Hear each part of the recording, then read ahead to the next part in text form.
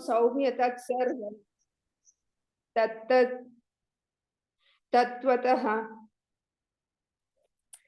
वेत्तं तं सौम्य तत्सर्वं तत्त्वतः तत् अनुग्रहात् ब्रूयः स्निग्धस्य शिष्यस्य गुरवः गुह्यं ಅಪಿಭೂತಃ.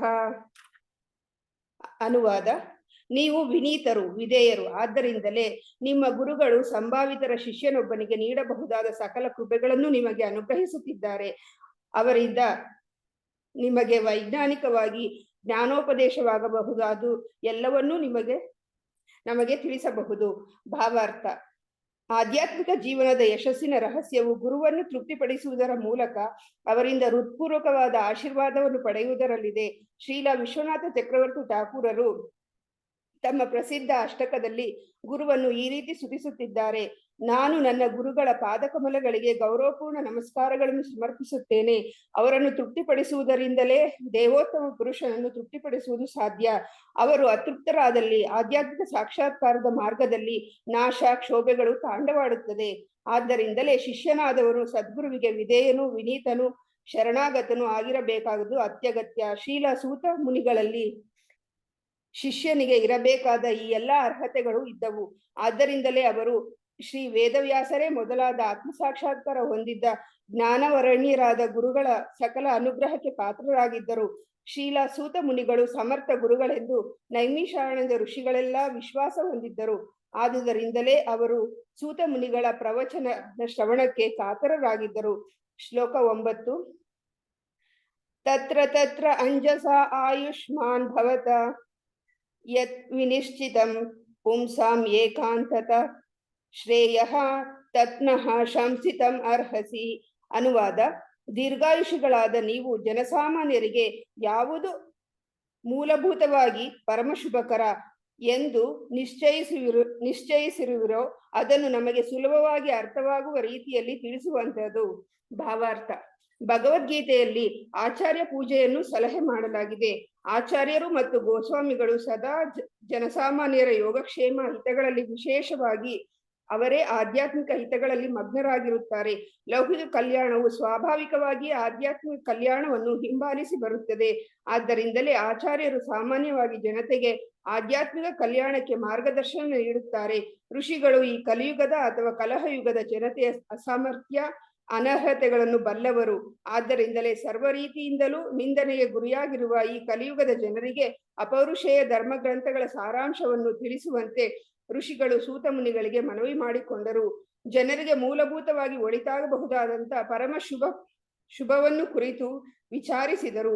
ಈ ಯುಗದ ಜನತೆಯ ಖಂಡನೀಯ ವಿದ್ಯಮಾನಗಳನ್ನು ಮುಂದಿನ ಶ್ಲೋಕದಲ್ಲಿ ವಿವರಿಸಲಾಗಿದೆ. ಹರೇ ಕೃಷ್ಣ ಪ್ರಭುಜಿ.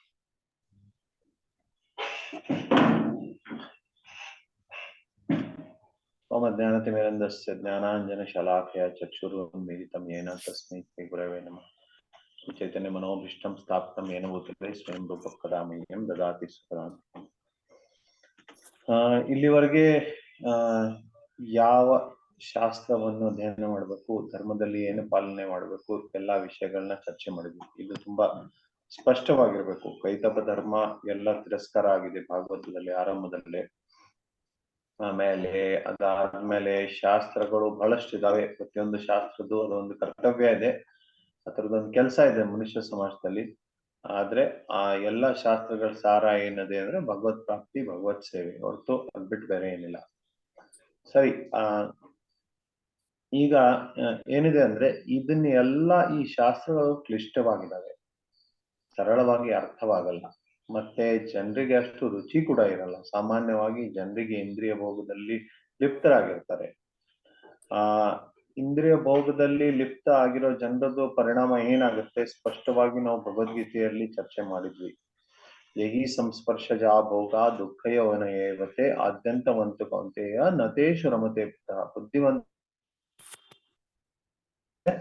ಎಷ್ಟಿದ್ರು ಅದೆಷ್ಟು ಭೋಗ ಮಾಡಿದ್ರು ಕೊನೆಗೆ ಅದು ದುಃಖಕ್ಕೆ ಕಾರಣ ಆಗುತ್ತೆ ಹೊರತು ಅದರಿಂದ ಏನು ಸುಖ ಸಿಗಲ್ಲ. ಆದ್ರೆ ಇದನ್ನ ಅರ್ಥ ಮಾಡ್ಕೊಳ್ದೆ ಜೀವ ಜನ್ಮ ಜನ್ಮಾಂತರ ಇಂದ್ರಿಯ ಭೋಗದಲ್ಲಿ ಪ್ರಯತ್ನ ಮಾಡ್ತಿರ್ತಾನೆ. ಬೇರೆ ಬೇರೆ ಜೀವರಾಶಿಯಲ್ಲಿ ಒಂದು ಇರುವೆಯಾಗಿ ಅದರದೇ ಆದ ಇಂದ್ರಿಯ ಭೋಗಗಳನ್ನ ಹುಡುಕ್ಲಿಕ್ಕೆ ಪ್ರಯತ್ನ ಮಾಡ್ತಾನೆ. ಒಂದು ನಾಯಿಯಾಗಿ ಅದರದೇ ಆದ ಇಂದ್ರಿಯ ಭೋಗಗಳನ್ನ ಹುಡುಕ್ಲಿಕ್ಕೆ ಪ್ರಯತ್ನ ಮಾಡ್ತಾನೆ. ಒಂದು ಗಿಡ ಮರ ಆಗಿ ಅದರದ್ದು ಇಂದ್ರಿಯ ಭೋಗಗಳನ್ನ ಹುಡುಕ್ಲಿಕ್ಕೆ ಪ್ರಯತ್ನ ಮಾಡ್ತಾನೆ. ಪ್ರತಿಯೊಂದು ಜನ್ಮದಲ್ಲಿ ಭಗವಂತ ಬೇರೆ ಬೇರೆ ವಿವಿಧ ಪ್ರಕಾರದ ಇಂದ್ರಿಯ ಭೋಗಗಳನ್ನ ಪ್ರಕೃತಿ ಮುಖಾಂತರ ಕೊಟ್ಟಿದ್ದಾನೆ ಜೀವಕ್ಕೆ. ಏನಾದ್ರೂ ಮಾಡಿ ಇವರಿಗೆ ಕೊನೆಗೆ ಅರಿವು ಆಗ್ಲಿ, ಈ ಎಲ್ಲಾ ಇಂದ್ರಿಯ ಭೋಗಗಳು ಸುಖ ಕೊಡ್ತಾ ಇಲ್ಲ ಅನ್ನೋ ಒಂದು ಉದ್ದೇಶದಿಂದ ಬೇರೆ ಬೇರೆ ವಿವಿಧವಾದ ಭೋಗಗಳನ್ನ ಕೊಡ್ತಾ ಇದ್ದಾನೆ. ಕೊನೆಗೆ ಎಷ್ಟೋ ಜನ್ಮ ಈ ತರ ಭೋಗ ಅನುಭವಿಸಿ ಅದರದ್ದು ಕಷ್ಟ ನೋವುಗಳನ್ನ ಅನುಭವಿಸಿ ಆವಾಗ ಜೀವಕ್ಕೆ ಗೊತ್ತಾಗತ್ತೆ ಈ ಜಗತ್ತಿನಲ್ಲಿ ತುಂಬಾ ದುಃಖ ಇದೆ, ಈ ಜಗತ್ತಿನಲ್ಲಿ ಸುಖ ಇಲ್ಲ ಅಂತ. ಆ ತರ ಪೀಡೆಯಲ್ಲಿ ಒದ್ದಾಡ್ತಾ ಇರುವಂತ ಜೀವನಿಗೆ ವಿಶ್ವನಾಥ್ ಚಕ್ರವರ್ತಿ ಠಾಕೂರ್ ಅವರು ಒಂದು ಕಾಡಿಗೆ ಬೆಂಕಿ ಹತ್ತಿರೋ ತರ ಅಂತ ಹೇಳ್ತಾರೆ. ಈಗ ಒಂದು ದೊಡ್ಡ ಕಾಡಿದೆ, ಆ ದೊಡ್ಡ ಕಾಡಲ್ಲಿ ಒಂದೊಂದ್ಸತಿ ಏನಾಗುತ್ತೆ, ಬಿಸಿಲುಗಾಲದಲ್ಲಿ ಗಿಡ ಮರಗಳು ಒಣಗಿರ್ತಾವೆ. ಒಣಗಿದ್ದಾಗ ಒಂದಕ್ಕೊಂದು ಉಜ್ಜುತ್ತಾ ಇದ್ದಾಗ ಅಲ್ಲೇ ಬೆಂಕಿಯ ಕಿಣಿ ಬರುತ್ತೆ, ಅದರಿಂದ ಕಾಡುಗಳಿಗೆ ಬೆಂಕಿ ಹತ್ಬಿಡುತ್ತೆ. ಆ ಕಾಡಿಗೆ ಹತ್ತಿರುವಂತ ಬೆಂಕಿಯಿಂದ ಒಳಗಡೆ ಪ್ರಾಣಿಗಳಿಗೂ ಬಹಳ ಕೆಟ್ಟ ಪರಿಸ್ಥಿತಿ ಆಗುತ್ತೆ. ಯಾಕಂದ್ರೆ ಎಲ್ಲ ಸುಟ್ಟೋಗ್ತಾ ಇರ್ತವೆ, ನೋವನ್ನು ಅನುಭವಿಸ್ತಾ ಇರ್ತವೆ. ಆ ತರ ಪ್ರತಿಯೊಬ್ಬ ಈ ಸಂಸಾರದಲ್ಲಿರುವಂತ ಪ್ರತಿಯೊಬ್ಬ ವ್ಯಕ್ತಿ ಆ ತರ ನೋವು ಅನುಭವಿಸ್ತಾ ಇದ್ದಾನೆ, ದುಃಖ ಅನುಭವಿಸ್ತಾ ಇದ್ದಾನೆ. ಅವನಿಗೆ ದಾರಿ ಹೊರಗಡೆ ಗೊತ್ತಿಲ್ಲ. ಇದರಿಂದ ಹೊರಗಡೆ ಹೇಗ್ ಬರೋದು, ಏನ್ ಮಾಡೋದು, ಇದರಿಂದ ಅದ್ ಯಾವ್ದು ಮಾರ್ಗದರ್ಶನ ಇಲ್ಲ, ಬಹಳ ಕಷ್ಟ ಅನುಭವಿಸ್ತಾ ಇದ್ದಾರೆ. ಅದಕ್ಕೆ ಏನ್ ದಾರಿ? ಈಗ ಒಂದು ಕಾಡಿಗೆ ಬೆಂಕಿ ಹತ್ತಿದ್ರೆ ಏನ್ ಮಾಡಿದ್ರು ಅದನ್ನ ಕಡಿಮೆ ಮಾಡ್ಲಿಕ್ಕೆ ಆಗಲ್ಲ. ಅದಕ್ಕೆ ಒಂದೇ ದಾರಿ ಏನಂದ್ರೆ ಮೇಲಿಂದ ಮಳೆ ಬರ್ಬೇಕು. ಮೇಲಿಂದ ಮಳೆ ಬಂದ್ರೆ ಅಷ್ಟೇ ಈ ಕಾಡು ಶಾಂತವಾಗುತ್ತೆ. ಅದಕ್ಕೆ ಸಂಸಾರದಾವ ನಲಲೀಡ ಲೋಕ ಪ್ರಾಣಾಯ ಕಾರುಣ್ಯ ಘನಾಘನತ್ವಂ ಅಂತ ಹೇಳ್ತಾರೆ ಅವರು. ಈ ಸಂಸಾರ ದಾವಾನಲ ಅಂದ್ರೆ ಈ ಸಂಸಾರ ಏನಿದೆಯಲ್ಲ, ಇದು ಒಂದು ಅಗ್ನಿ ತರ, ಕಾಡಿನಲ್ಲಿ ಎತ್ತಿರೋ ಬೆಂಕಿ ತರ. ಅದಕ್ಕೆ ಕಾರುಣ್ಯವಾಗಿ ಮೋಡಗಳ ಮುಖಾಂತರ ಮಳೆಯನ್ನು ಬೀಳಿಸ್ತಾರೆ. ಯಾರು? ಪ್ರಾಪ್ತಸ್ಯ ಕಲ್ಯಾಣ ಗುಣಾರ್ಣವಸ್ಯ ಒಂದೇ ಗುರು ಶ್ರೀ ಚರಣಾರವಿಂದ. ಗುರುಗಳು ತಮ್ಮ ಕೃಪೆ ತೋರಿಸಿ ಆ ವೃಷ್ಟಿಯನ್ನು ಬೆಳೆಸಿ ಆ ಅಗ್ನಿಯನ್ನು ಶಾಂತ ಮಾಡ್ತಾರೆ. ಅದು ಅವ್ರ ಪರಮ ಕೃಪೆ. ಈ ನಮ್ಮ ಸಂಸಾರದ ಎಷ್ಟು ದುಃಖಗಳು ಕಷ್ಟಗಳಿದಾವೆ, ಎಷ್ಟು ನೋವುಗಳಿದಾವೆ, ಅದಕ್ಕೆ ಪರಿಹಾರ ಒಂದೇ, ಗುರು ಆಶ್ರಯ ತಗೊಳ್ಳೋದು. ಇದ್ ಬಿಟ್ಟು ಬೇರೆ ಏನು ಪರಿಹಾರ ಇಲ್ಲೇ ಇಲ್ಲ. ನಾವು ಚರ್ಚೆ ಮಾಡಿರೋ ಪ್ರಕಾರ ವೇದದಲ್ಲಿದೆ, ಧರ್ಮದಲ್ಲಿದೆ, ಎಲ್ಲಾ ಕಡೆ ಕೈತಬ ಧರ್ಮ ಇದೆ. ಎಲ್ಲಾ ಕಡೆ ಇದೇ ಆಶ್ವಾಸನೆ ಇದೆ. ಏನಂತೆ, ಈ ಜಗತ್ತಿನಲ್ಲಿ ನಾವು ಸುಖವಾಗಿ ಇರ್ಬೋದು, ಈ ಜಗತ್ತಿನಲ್ಲಿ ಇದು ಕರ್ಮ ಮಾಡಿದ್ರೆ ನಿಮಗೆ ಸುಖ ಸಿಗುತ್ತೆ, ಆ ಕರ್ಮ ಮಾಡಿದ್ರೆ ನಿಮ್ಗೆ ಸುಖ ಸಿಗುತ್ತೆ, ಈ ಪೂಜೆ ಮಾಡಿದ್ರೆ ನಿಮಗೆ ಸುಖ ಸಿಗುತ್ತೆ. ಆದ್ರೆ ಕೊನೆಗೆ ಇವೆಲ್ಲ ದುಃಖನೇ ಕೊಡೋದು. ಯಾ ಅಧಿಕೃತ ಗುರು ನಿಮ್ಗೆ ಈ ತರ ಕರ್ಮಕಾಂಡವನ್ನು ಮಾಡಿ ಅಂತ ಯಾವ ಕಾರಣಕ್ಕೂ ಹೇಳಲ್ಲ. ಈ ಪೂಜೆ ಮಾಡಿ ನಿಮ್ಗೆ ಸುಖ ಆಗುತ್ತೆ ಅಂತ ಹೇಳಲ್ಲ. ಅವ್ರು ಒಂದೇ ಹೇಳ್ತಾರೆ, ಏನಂತೆ, ಸುಖವಾಗಬೇಕಂದ್ರೆ ಭಗವಂತನ ಪಾದಾಶ್ರಯ ತಗೋಬೇಕು ಅಂತ. ಅದಕ್ಕೆ ಆ ತರದ ಗುರುನ್ ಆಶ್ರಯ ತಗೊಳ್ಳೋದು ಅತಿ ಅವಶ್ಯಕವಾಗಿದೆ ಈ ಸಂಸಾರದ ಈ ಕಷ್ಟಗಳಿಂದ ಹೊರಗಡೆ ಬರ್ಬೇಕಂದ್ರೆ. ತದ್ವಿಜ್ಞಾನಾರ್ಥಂ ಶ್ರೀ ಗುರು ಮೇವಾಭಿಗಚ್ಚೇತ್ ಸಮಿತ್ ಪಾಣಿಂ ಶ್ರೋತ್ರಿಯಂ ಬ್ರಹ್ಮನಿಷ್ಠಂ. ಗುರುಗಳ ಗುಣ ಏನಿರುತ್ತೆ, ಯಾರಿಗಾದ್ರೂ ಗುರು ಅಂತ ಅನ್ಕೋಬಾರ್ದು. ಇವತ್ತು ಪ್ರಪಂಚದಲ್ಲಿ ಇವತ್ತು ಬಹಳಷ್ಟು ದೊಡ್ಡ ಮಾರ್ಕೆಟ್ ಆಗಿದೆ ಗುರುಗಳದ್ದು. ಭಾರತದಲ್ಲಾಗ್ಲಿ ವಿದೇಶಗಳಲ್ಲಾಗ್ಲಿ ಎಲ್ಲಾ ಕಡೆ ಬಹಳ ದೊಡ್ಡ ಸಂತೆ ಆಗಿದೆ ಗುರುಗಳದ್ದು. ಪ್ರತಿಯೊಬ್ರು ಏನ್ ಹೇಳ್ತಾರೆ, ನಮಗೆ ಇಷ್ಟು ದಕ್ಷಿಣೆ ಕೊಟ್ಬಿಡಿ, ನಿಮಗೆ ದೀಕ್ಷೆ ಕೊಡ್ತೀನಿ, ಒಂದು ಮಂತ್ರ ಕೊಡ್ತೀನಿ, ಅದರಿಂದ ನಿಮ್ ಸಮಸ್ಯೆ ಪರಿಹಾರ ಆಗುತ್ತೆ ಅಂತ. ಬೇಕಾದಷ್ಟು ದೊಡ್ಡ ದೊಡ್ಡ ಸಂಸ್ಥೆಗಳನ್ನ ತೆಗೆದಿದ್ದಾರೆ. ಬೇಕಾದಷ್ಟು ಮಂದಿ ಗುರು ಹೆಸರಿನಲ್ಲಿ ವ್ಯಾಪಾರ ನಡೆಸ್ತಾ ಇದ್ದಾರೆ. ಇದು ಪ್ರಭುಪಾದ ಟೈಮ್ನಲ್ಲಿ ಕೂಡ ಇತ್ತು, ಭಕ್ತಿ ಸಿದ್ಧಾಂತ ಸರಸ್ವತಿ ಠಾಕೂರ್ ಸಮಯದಲ್ಲೂ ಕೂಡ ಇತ್ತು. ಅವ್ರಿಗೆಲ್ಲರೂ ಈ ತರ ಅನಧಿಕೃತ ಗುರುಗಳ ಜೊತೆಗೆ ಹೋರಾಡಿದ್ದಾರೆ, ಅವ್ರನ್ನ ಬಯಲ್ ಮಾಡಿದ್ದಾರೆ. ಆದ್ರೆ ಗುರು ಗುಣ ಏನಿರ್ಬೇಕು? ಶ್ರೋತ್ರಿಯಂ ಬ್ರಹ್ಮನಿಷ್ಠಂ. ಅವರು ತಮ್ಮ ಗುರುಗಳ ಹತ್ರ ಜ್ಞಾನವನ್ನು ಕೇಳಿರ್ಬೇಕು, ಶಾಸ್ತ್ರ ಜ್ಞಾನವನ್ನು ಕೇಳಿ ಅವರು ತಮ್ಮ ಗುರುಗಳ ಸೇವೆ ಮಾಡಿ ಎಲ್ಲಾ ಜ್ಞಾನವನ್ನು ಗಂಭೀರವಾಗಿ ಪಡ್ಕೊಂಡಿರ್ಬೇಕು. ಮತ್ತೆ ಬ್ರಹ್ಮ ಸತ್ಯನಲ್ಲಿ ನಿಷ್ಠವಾಗಿರ್ಬೇಕು. ನಿಷ್ಠ ಅಂದ್ರೆ ಏನು? ಅವರಿಗೆ ಕೃಷ್ಣನೇ ದೇವೋತ್ತಮ ಪರಮ ಪುರುಷ, ಜೀವನದಲ್ಲಿ ಕೃಷ್ಣನ್ ಭಕ್ತಿ ಬಿಟ್ಟು ಬೇರೆ ಏನೂ ಇಲ್ಲ ಅನ್ನುವಂತಹದೊಂದು ದೃಢ ವಿಶ್ವಾಸ ಆಗಿರ್ಬೇಕು. ಆ ತರ ದೃಢ ವಿಶ್ವಾಸ ಆಗಿರುವಂತ ವ್ಯಕ್ತಿಗೆ ಪರೀಕ್ಷೆ ಮಾಡಿ ನಾವು ಗುರು ಅಂತ ಸ್ವೀಕಾರ ಮಾಡ್ಬೇಕು. ಹೌದು, ಪರೀಕ್ಷೆ ಮಾಡ್ಬೇಕು. ಗುರುಗಳನ್ನ ನಾವ್ ಹೇಗ್ ಪರೀಕ್ಷೆ ಮಾಡ್ಬೇಕು? ಇದು ಆಶ್ಚರ್ಯವಾದ ಪ್ರಶ್ನೆ. ಹ್ಮ್ ನಾವು ಸುಮ್ನೆ ಯಾರಿಗಾದ್ರೂ ಗುರುಗಳು ಅಂತ ಯಾವ ಕಾರಣಕ್ಕೂ ಸ್ವೀಕಾರ ಮಾಡಬಾರ್ದು. ನಾವು ಗುರುಗಳಲ್ಲಿ ಈ ಗುಣಗಳನ್ನೇ ನೋಡ್ಬೇಕು. ಆರಂಭದಲ್ಲಿ ಕನಿಷ್ಠವಾಗಿ ಅವ್ರ ನಿಸ್ವಾರ್ಥಿ ಇರಬೇಕು, ಅವರು ಬೇರೆಯವ್ರಿಗೆ ಕೃಪೆ ಮಾಡ್ತಾ ಇರ್ಬೇಕು. ಅದನ್ನ ನೋಡಿ ಕಾಲಕ್ರಮೇಣ ಅವ್ರ ಜೀವನ ಶೈಲಿಯಲ್ಲಿ ಅವರು ಈ ತರ ಭಾಗವತ ಧರ್ಮವನ್ನು ಪ್ರತಿಪಾದನೆ ಮಾಡ್ತಾ ಇದ್ದಾರಲ್ಲೋ ಅದನ್ನ ನೋಡ್ಬೇಕು. ಅವ್ರ ಉಪದೇಶಗಳಲ್ಲಾಗ್ಲಿ, ಅವ್ರ ಜೀವನ ಶೈಲಿಯಲ್ಲಿ ಅವರು ಜನರಿಗೆ ಭಾಗವತ ಧರ್ಮವನ್ನು ಹೇಳ್ಕೊಡ್ತಾ ಇದಾರ, ಕೈತಪ ಧರ್ಮ ಹೇಳ್ಕೊಡ್ತಾ ಇದಾರ, ಇದನ್ನ ಪರೀಕ್ಷೆ ಮಾಡ್ಬೇಕು. ಅವರು ನಿಜವಾದ ಭಾಗವತ ಧರ್ಮ ಹೇಳ್ಕೊಡ್ತಾ, ಅದಕ್ಕೋಸ್ಕರ ಅವ್ರ ಹತ್ರ ಶ್ರವಣ ಅತಿ ಅವಶ್ಯಕ. ಪ್ರತಿಯೊಬ್ಬ ಶಿಷ್ಯ ಗುರು ಹತ್ರ ಶ್ರವಣ ಮಾಡ್ಬೇಕು. ಒಬ್ರು ಗುರು ಹತ್ರ ದೀಕ್ಷೆ ತಗೊಳ್ತಾ ಇದ್ದೇವೆ ಅಂದ್ರೆ ಅದಕ್ಕಿಂತ ಮುಂಚೆ ಸಾಕಷ್ಟು ಮಾತ್ರೆಯಲ್ಲಿ ಅವ್ರ ಹತ್ರ ಪ್ರವಚನಗಳನ್ನ ಕೇಳಿರ್ಬೇಕು. ಅವ್ರ ಹತ್ರ ಪ್ರವಚನವನ್ನು ಕೇಳಿ ಆಮೇಲೆ ನಾವು ಒಂದು ದೃಢಪಡಿಸ್ಬೇಕು, ಹೌದಪ್ಪ ಇವರು ಯೋಗ್ಯರಿದ್ದಾರೆ ನನಗೆ ಭಗವತ್ ಧಾಮಕ್ಕೆ ಹೋಗ್ಲಿಕ್ಕೆ ಕರ್ಕೊಂಡು ಹೋಗ್ಲಿಕ್ಕೆ ಅಂತ. ಅದಕ್ಕೆ ಆ ತರ ಮಾಡಿ ಗಂಭೀರವಾಗಿ ನಾವು ಗುರುಗಳನ್ನ ಹುಡುಕ್ಬೇಕು.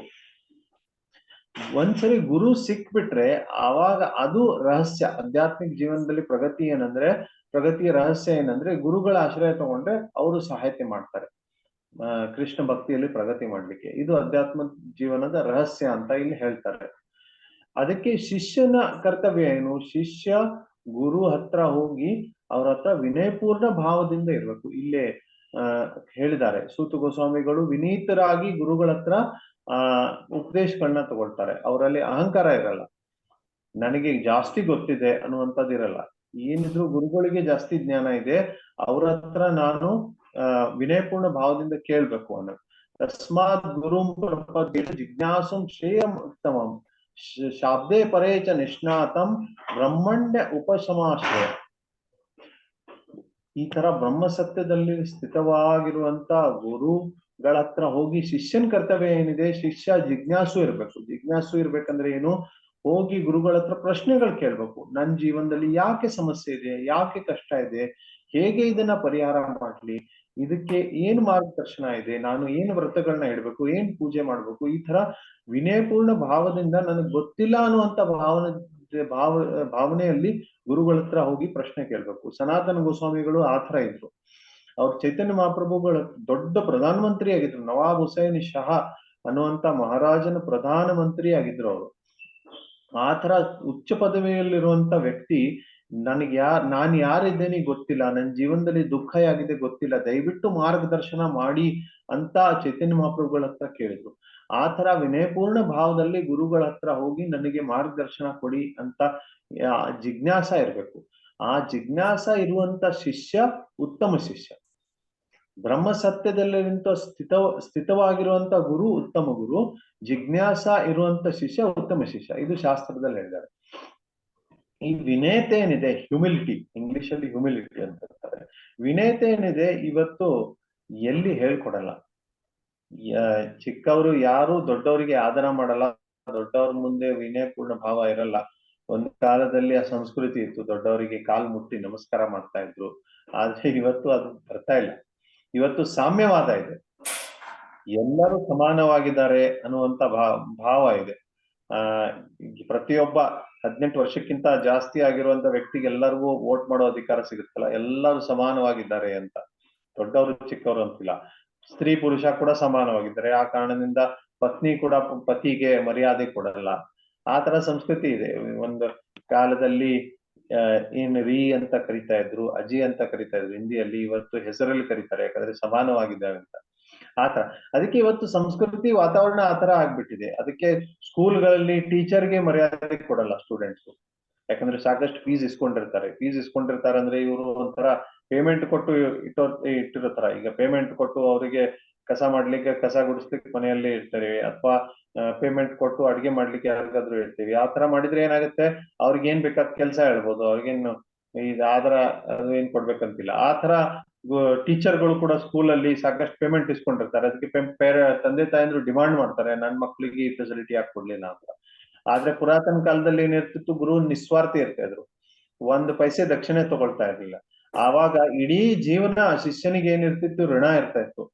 ನನ್ನ ಗುರುಗಳಿಗೋಸ್ಕರ ಇನ್ನೂ ಏನ್ ಸೇವೆ ಮಾಡ್ಬೋದು, ಇಷ್ಟು ನಿಸ್ವಾರ್ಥ ಭಾವದಿಂದ ಸಮಯ ನನಗೋಸ್ಕರ ಕೊಡ್ತಾ ಇದ್ದಾರೆ ಅಂತ ಇಡೀ ಜೀವನ ಆ ಋಣ ಇರ್ತಿತ್ತು. ನಮ್ಮ ಕೃಷ್ಣ ಭಾವನಾಮೃತ ಸಂಘದಲ್ಲೂ ಇರೋದು ಅದೇ. ನಮ್ಮಲ್ಲಿ ಯಾವ ಕಾರಣಕ್ಕೂ ಪಾಠ ಪ್ರವಚನಗಳನ್ನ ಹೇಳ್ತಾರೆ, ಉಪದೇಶಗಳನ್ನ ಕೊಡ್ತಾರೆ, ಯಾವ್ದಕ್ಕೂ ಏನ್ ಫೀಸ್ ಇರಲ್ಲ, ಏನಿರಲ್ಲ. ಎಲ್ಲರೂ ಬಂದು ನಿಸ್ವಾರ್ಥ ಗುರುಗಳು ನಿಸ್ವಾರ್ಥ ಭಾವನೆಯಿಂದ ಉಪದೇಶಗಳನ್ನ ಕೊಡ್ತಾರೆ. ಎಲ್ಲರೂ ಬಂದು ಅದ್ರ ಲಾಭ ತಗೊಳ್ಬೇಕು. ಅದಕ್ಕೆ ಶಿಷ್ಯಂದ್ರಿಗೆ ಇಡೀ ಜೀವನ ಋಣ ಇರುತ್ತೆ. ನನ್ನ ಹತ್ರ ಗುರು ಏನು ಇಸ್ಕೊಳ್ಳಿಲ್ಲ, ನನಗ್ ಕೊಟ್ಟಿದಾರಲ್ಲ ಅಂತ. ಅದಕ್ಕೆ ಆ ವಿನಯಪೂರ್ಣ ಭಾವನೆ ಬೆಳೆಸ್ಕೋಬೇಕು. ಗುರುಗಳ ಹತ್ರ, ಮನೆಯಲ್ಲಿ ಹಿರಿಯರ ಹತ್ರ, ಎಲ್ಲರ ಹತ್ರ ಆ ವಿನಯಪೂರ್ಣ ಭಾವನೆಯನ್ನು ಬೆಳೆಸ್ಕೊಳ್ಬೇಕು. ನನಗೇನ್ ಗೊತ್ತಿಲ್ಲ, ನಾನು ಇವ್ರ ಹತ್ರ ಕಲಿಬೇಕು ಅನ್ನೋ ಭಾವನೆ ಇರ್ಬೇಕು. ಇವಾಗ ಏನಾಗಿದೆ, ಡಾರ್ವಿನ್ಸ್ ಥಿಯರಿ ಆಫ್ ಎವಲ್ಯೂಷನ್ ಅಂತ ಕಲಿಸ್ತಾರೆ. ಅಂದ್ರೆ ಪ್ರತಿಯೊಂದು ಹೊಸ ಪೀಳಿ ಏನಿದೆ ಹಿಂದಿನ ಪೀಳಿಗಿಂತ ಜಾಸ್ತಿ ಸಭ್ಯವಾಗಿದೆ ಅಂತ ಅನ್ನುವಂಥದ್ದೊಂದು. ಹಿಂದಿನ ಕಾಲದಲ್ಲಿ ಕೋತಿಗಳು ಇರ್ತಾ ಇದ್ದು, ಇವಾಗ ಮನುಷ್ಯರಿದ್ದಾರೆ. ಮನುಷ್ಯರು ಕೋತಿಗಳಕ್ಕಿಂತ ಜಾಸ್ತಿ ಸಭ್ಯರಾಗಿದ್ದಾರೆ. ಹಿಂದಿನ ಕಾಲದಲ್ಲಿ ಒಂದು 100 ವರ್ಷ 200 ವರ್ಷದಿಂದ ಮನುಷ್ಯರಷ್ಟು ಸಭ್ಯರಾಗಿರ್ಲಿಲ್ಲ. ಇವತ್ತು ಪ್ರಗತಿ ಹೊಂದಿರೋ ಕಾರಣದಿಂದ ನಾವು ಏರೋಪ್ಲೇನ್ ಅಲ್ಲಿ ಎಲ್ಲಿ ಬೇಕಾದಲ್ಲಿ ಓಡಾಡ್ಬೋದು. ಅದಕ್ಕೆ ನಾವು ಜಾಸ್ತಿ ಸಭ್ಯರಾಗಿದ್ದೇವೆ ಅಂತ. ಈ ತರ ಡಾರ್ವಿನ್ಸ್ ಥಿಯರಿ ಆಫ್ ಎವಲ್ಯೂಷನ್ ಇಂದ ಮನುಷ್ಯ ಸಮಾಜ ಹಿರಿಯರ್ಗಿಂತ ಚಿಕ್ಕವರು ಜಾಸ್ತಿ ಸಭ್ಯರು ಅನ್ನುವಂತ ಒಂದು ತಪ್ಪು ಕಲ್ಪನೆಯನ್ನ ಪ್ರತಿಪಾದನೆ ಮಾಡ್ತಾ ಇದೆ. ಆದ್ರೆ ಅದು ಮೂರ್ಖತನ.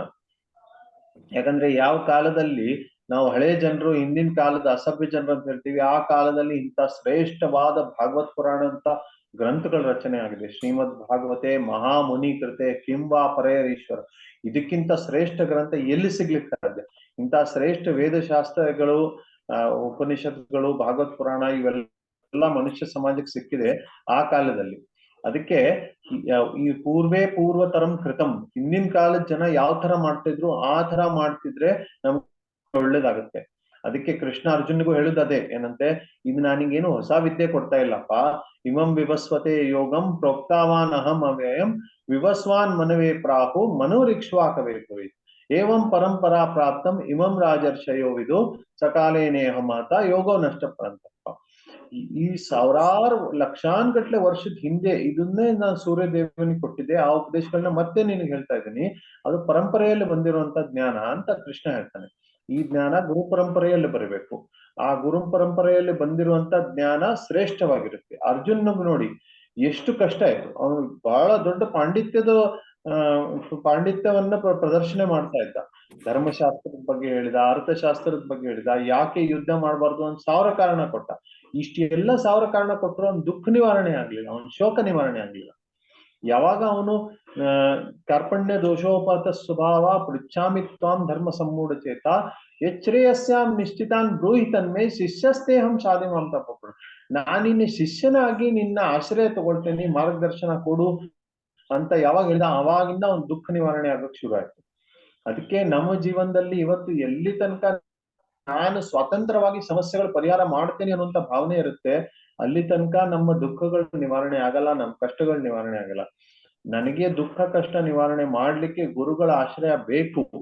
ಆ ಗುರುಗಳ ಆಶ್ರಯ ತಗೊಂಡು ಅವ್ರ ಹತ್ರ ಕೇಳ್ತೀನಿ ವಿನಯಪೂರ್ಣ ಭಾವದಿಂದ ಅನ್ನುವಂತ ಭಾವನೆ ಯಾವಾಗ ಬರುತ್ತೆ, ಆವಾಗ ಅಷ್ಟೇ ಏನಾಗುತ್ತೆ, ಶಿಷ್ಯನ ಜೀವನದಲ್ಲಿ ಪರಿವರ್ತನೆ ಆಗುತ್ತೆ.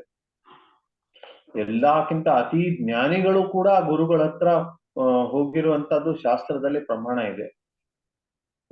ಬಹಳ ಉಚ್ಚ ಪರಿವಾರದವರು ಜ್ಞಾನಿಗಳು. ಈಗ ಷಟ್ಗೋಸ್ವಾಮಿಗಳೇ ಅವರು ತತ್ವಾತೂರ್ಣ ಮಶೇಷ ಮಂಡಲ ಪತಿ ಶ್ರೇಣಿಂ ಸದಾ ಸುಚ್ಛವತ್ ಭುಕ್ವಾ ದೀನ ಗಣೇಶ ಕೌ ಕರುಣೆಯ ಕೌಪೀನ ಕಂಠಾಶ್ರಿತ. ಅವರು ದೊಡ್ಡ ದೊಡ್ಡ ಮಂಡಲಪತಿಗಳಿದ್ರು, ಶ್ರೇಷ್ಠ ಕುಲದಲ್ಲಿದ್ರು, ಶ್ರೇಷ್ಠ ಸ್ಥಾನದಲ್ಲಿದ್ರು. ಇವರು ರೂಪ ಗೋಸ್ವಾಮಿ, ಸನಾತನ ಗೋಸ್ವಾಮಿ ಅವರು ನವಾಬ್ ಹುಸೇನ್ ಶಾನ ಪ್ರಧಾನ ಮಂತ್ರಿಗಳಾಗಿದ್ರು. ಆಮೇಲೆ ಗೋಪಾಲ್ ಭಟ್ಟ ಗೋಸ್ವಾಮಿ ಇಂಥ ಶ್ರೇಷ್ಠ ಬ್ರಾಹ್ಮಣ ಕುಲದಲ್ಲಿ ಹುಟ್ಟಿದ್ರು. ಶ್ರೀರಂಗನಾಥ ಸ್ವಾಮಿ ದೇವಸ್ಥಾನದ ಸೇವೆ ಮಾಡ್ತಾ ಇದ್ರು ಅವ್ರ ಕುಲದಲ್ಲಿ, ಇಂಥ ಶ್ರೇಷ್ಠ ಕುಲದಲ್ಲಿ ಹುಟ್ಟಿದ್ರು. ರಘುನಾಥ್ ದಾಸ್ ಗೋಸ್ವಾಮಿ ಎಂತ ಶ್ರೇಷ್ಠ ಮಂತ್ರದಲ್ಲಿದ್ರು. ಆಗಿನ ಸಮಯದಲ್ಲಿ ಹಿರಣ್ಯ ಮಜುಮ್ದಾರ್, ಗೋವರ್ಧನ್ ಮಜುಮ್ದಾರ್ ಅಂತ ಅವ್ರ ಅಪ್ಪ ಮತ್ತೆ ಅವ್ರ ದೊಡ್ಡಪ್ಪ ಇಬ್ರು, ಅವ್ರ ಸಂಪತ್ತು ಇಷ್ಟಿತ್ತು, ಇಂದ್ರನ್ ತರ ಆಯ್ತು ಐಶ್ವರ್ಯ ಅವ್ರ ಹತ್ರ. ಆದ್ರೆ ಅದನ್ನೆಲ್ಲ ತುಚ್ಛ ಅಂತ ಬಿಟ್ಟು ಬರ್ತಾ ಇದ್ರು ಅವ್ರು. ಅವ್ರಿಗೆ ರಘುನಾಥ್ ದಾಸ್ ಗೋಸ್ವಾಮಿಗೆ ಎಷ್ಟು ಸುಂದರವಾದ ಪತ್ನಿ ಇದ್ಲು, ಎಷ್ಟು ಐಶ್ವರ್ಯ ಇತ್ತು, ಇಂದ್ರನ್ ತರ. ಅವ್ರು ಬರೀ ಸುಖಭೋಗದಲ್ಲಿ ತಮ್ಮ ಇಡೀ ಜೀವನವನ್ನು ತೊಡಗಬಹುದಾಗಿತ್ತು. ಆದ್ರೆ ಎಷ್ಟು ಸರಿ ಅವರು ಶ್ರೀ ಚೈತನ್ಯ ಮಹಾಪ್ರಭುಗಳಿಂದ ಬಿಟ್ಟು ಓಡಿ ಬರ್ಲಿಕ್ಕೆ ಪ್ರಯತ್ನ ಮಾಡಿದ್ರು. ಕಮಲಾ ಮಾತಾಜಿ ಸ್ವಲ್ಪ ಮ್ಯೂಟ್ ಮಾಡ್ಬೋದಾ? ಅದಕ್ಕೆ ಎಷ್ಟು ಸರಿ ಅದನ್ನ ಬಿಟ್ಟು ಬರೋಕ್ ಪ್ರಯತ್ನ ಮಾಡಿದ್ರು. ಅವ್ರ ಅಪ್ಪ ಹೇಳಿದ್ರು, ಇವನಿಗೆ ಇನ್ನೆಷ್ಟು ರೀತಿಯಿಂದ ಕಟ್ಟಾಕ್ಲಿ, ನಾನು ಇಂಥ ಸುಂದರ ಪತ್ನಿಯನ್ನು ಕೊಟ್ಟು ಕಟ್ಟಾಕ್ಲಿಕ್ಕೆ ಪ್ರಯತ್ನ ಮಾಡಿದೆ, ಸಂಸಾರವನ್ನು ಕೊಟ್ಟು ಕಟ್ಟಾಕ್ಲಿಕ್ಕೆ ಪ್ರಯತ್ನ ಮಾಡಿದೆ, ಇಷ್ಟು ಧನ ಐಶ್ವರ್ಯ, ಇದು ಯಾವ್ದ್ರಲ್ಲಿ ಇವನಿಗೆ ಆಸಕ್ತಿನೇ ಅಲ್ಲ, ತುಚ್ಛ ಅಂತ ಹೇಳಿ ಬಿಟ್ಟು ಬಂದ್ಬಿಟ್ರಲ್ಲ ಅಂತ. ಆ ತರ ತ್ಯಾಗ ಮಾಡಿ ಅವರು ಗುರುಗಳ ಆಶ್ರಯ ತಗೊಂಡ್ರು, ಈ ತರ ಷಟ್ಗೋಸ್ವಾಮಿಗಳು. ಅದಕ್ಕೆ ಗುರುಗಳ ಆಶ್ರಯ ತಗೊಳ್ಳೋದು ಬಹಳ ಅತಿ ಅವಶ್ಯಕವಾಗಿದೆ. ಇಲ್ಲ ಅಂದ್ರೆ ಈ ಸಂಸಾರದ ದುಃಖಗಳು ನಿವಾರಣೆ ಆಗಲ್ಲ. ಸರಿ, ಆ ಗುರುಗಳ ಹತ್ರ ಹೋಗಿ ಏನ್ ಮಾಡ್ಬೇಕು? ಜಿಜ್ಞಾಸ, ನನ್ನ ಜೀವನದಲ್ಲಿ ಕಷ್ಟ ಏನಿದೆ, ಹೇಗೆ ಪರಿಹಾರ? ಯಾವಾಗ ಚತುರ್ಥ್ ಕುಮಾರರು ಇವ್ರ ಹತ್ರ ಪೃಥು ಮಹಾರಾಜ್ ಹತ್ರ ಹೋಗ್ತಾರೆ, ಆವಾಗ ಪೃಥು ಮಹಾರಾಜರು ಹೇಗಿದ್ದೀರಾ, ಏನ್ ಮಾಡೋದು, ಅದು ಎಲ್ಲ ಕೇಳಲ್ಲ. ಅವ್ರು ಏನ್ ಕೇಳ್ತಾರೆ? ನಾನು ಜೀವನದಲ್ಲಿ ಏನ್ ಮಾಡ್ಬೇಕು, ಭಗವಂತನ ಕೊಡಿ ಅಂತ ಕೇಳ್ತಾರೆ. ಆ ತರದ ಭಾವನೆ ಒಬ್ಬ ಶಿಷ್ಯನಲ್ಲಿ ಇರಬೇಕು. ಈ ನೈಮಿಷಾರಣ್ಯದ ಋಷಿಗಳು ಬಹಳ ಆಧ್ಯಾತ್ಮಿಕ ಜೀವನದಲ್ಲಿ ಬಹಳ ಗಂಭೀರವಾಗಿದ್ದಾರೆ. ಆ ಗಂಭೀರವಾಗಿರೋ ಕಾರಣದಿಂದ ಅವರು ಗುರುಗಳ ಆಶ್ರಯವನ್ನು ತಗೊಳ್ತಾರೆ. ಗುರು ಅಂದ್ರೆ ಒಂದು ಆಶೀರ್ವಾದ ಮಾಡೋ ಮಷೀನ್ ಅಲ್ಲ. ನಮ್ಮ ಭಾರತ ದೇಶದಲ್ಲಿ ಏನಿದೆ, ಎಲ್ಲೇ ಒಂದ್ ಸ್ವಲ್ಪ ಸಾಧುಗಳು ಕಾಣಿಸಿದ್ರೆ, ಗುರುಗಳು ಕಾಣಿಸಿದ್ರೆ ಹೋಗಿ ನಮಸ್ಕಾರ ಮಾಡಿಸ್ತಾರೆ. ಇವ್ರಿಗೆ ನಮಸ್ಕಾರ ಮಾಡಿ ಇವ್ರ ವಿದ್ಯಾಭ್ಯಾಸದಲ್ಲಿ ಒಳ್ಳೇದ್ ಮಾಡ್ಲಿ, ಫಸ್ಟ್ ರ್ಯಾಂಕ್ ಬರ್ಲಿ, ಅಥವಾ ಇವ್ರಿಗೆ ನಮಸ್ಕಾರ ಮಾಡಿ ಒಳ್ಳೆ ಜಾಬ್ ಮಾಡ್ಲಿ, ಒಳ್ಳೆ ಕೆಲಸ ಸಿಗ್ಲಿ ಅಂತ ಈ ತರ ಇವ್ರಿಗೆ ಆಶೀರ್ವಾದ ಮಾಡಿ ಇವ್ರು ನಮಸ್ಕಾರ ಮಾಡ್ತಾರೆ ಅಂತ. ಆ ತರ ಗುರುಗಳಿಗೆ ನಮಸ್ಕಾರ ಮಾಡೋ ಮಷೀನ್ ಅಂತ ಅನ್ಕೊಳ್ತಾರೆ ಎಲ್ಲರೂ, ಆಶೀರ್ವಾದ ಮಾಡೋ ಮಷೀನ್. ಆತರ ಅಲ್ಲ, ಗುರುಗಳ ಆಶೀರ್ವಾದ ಮಾಡೋ ಮಷೀನ್ ಅಲ್ಲ.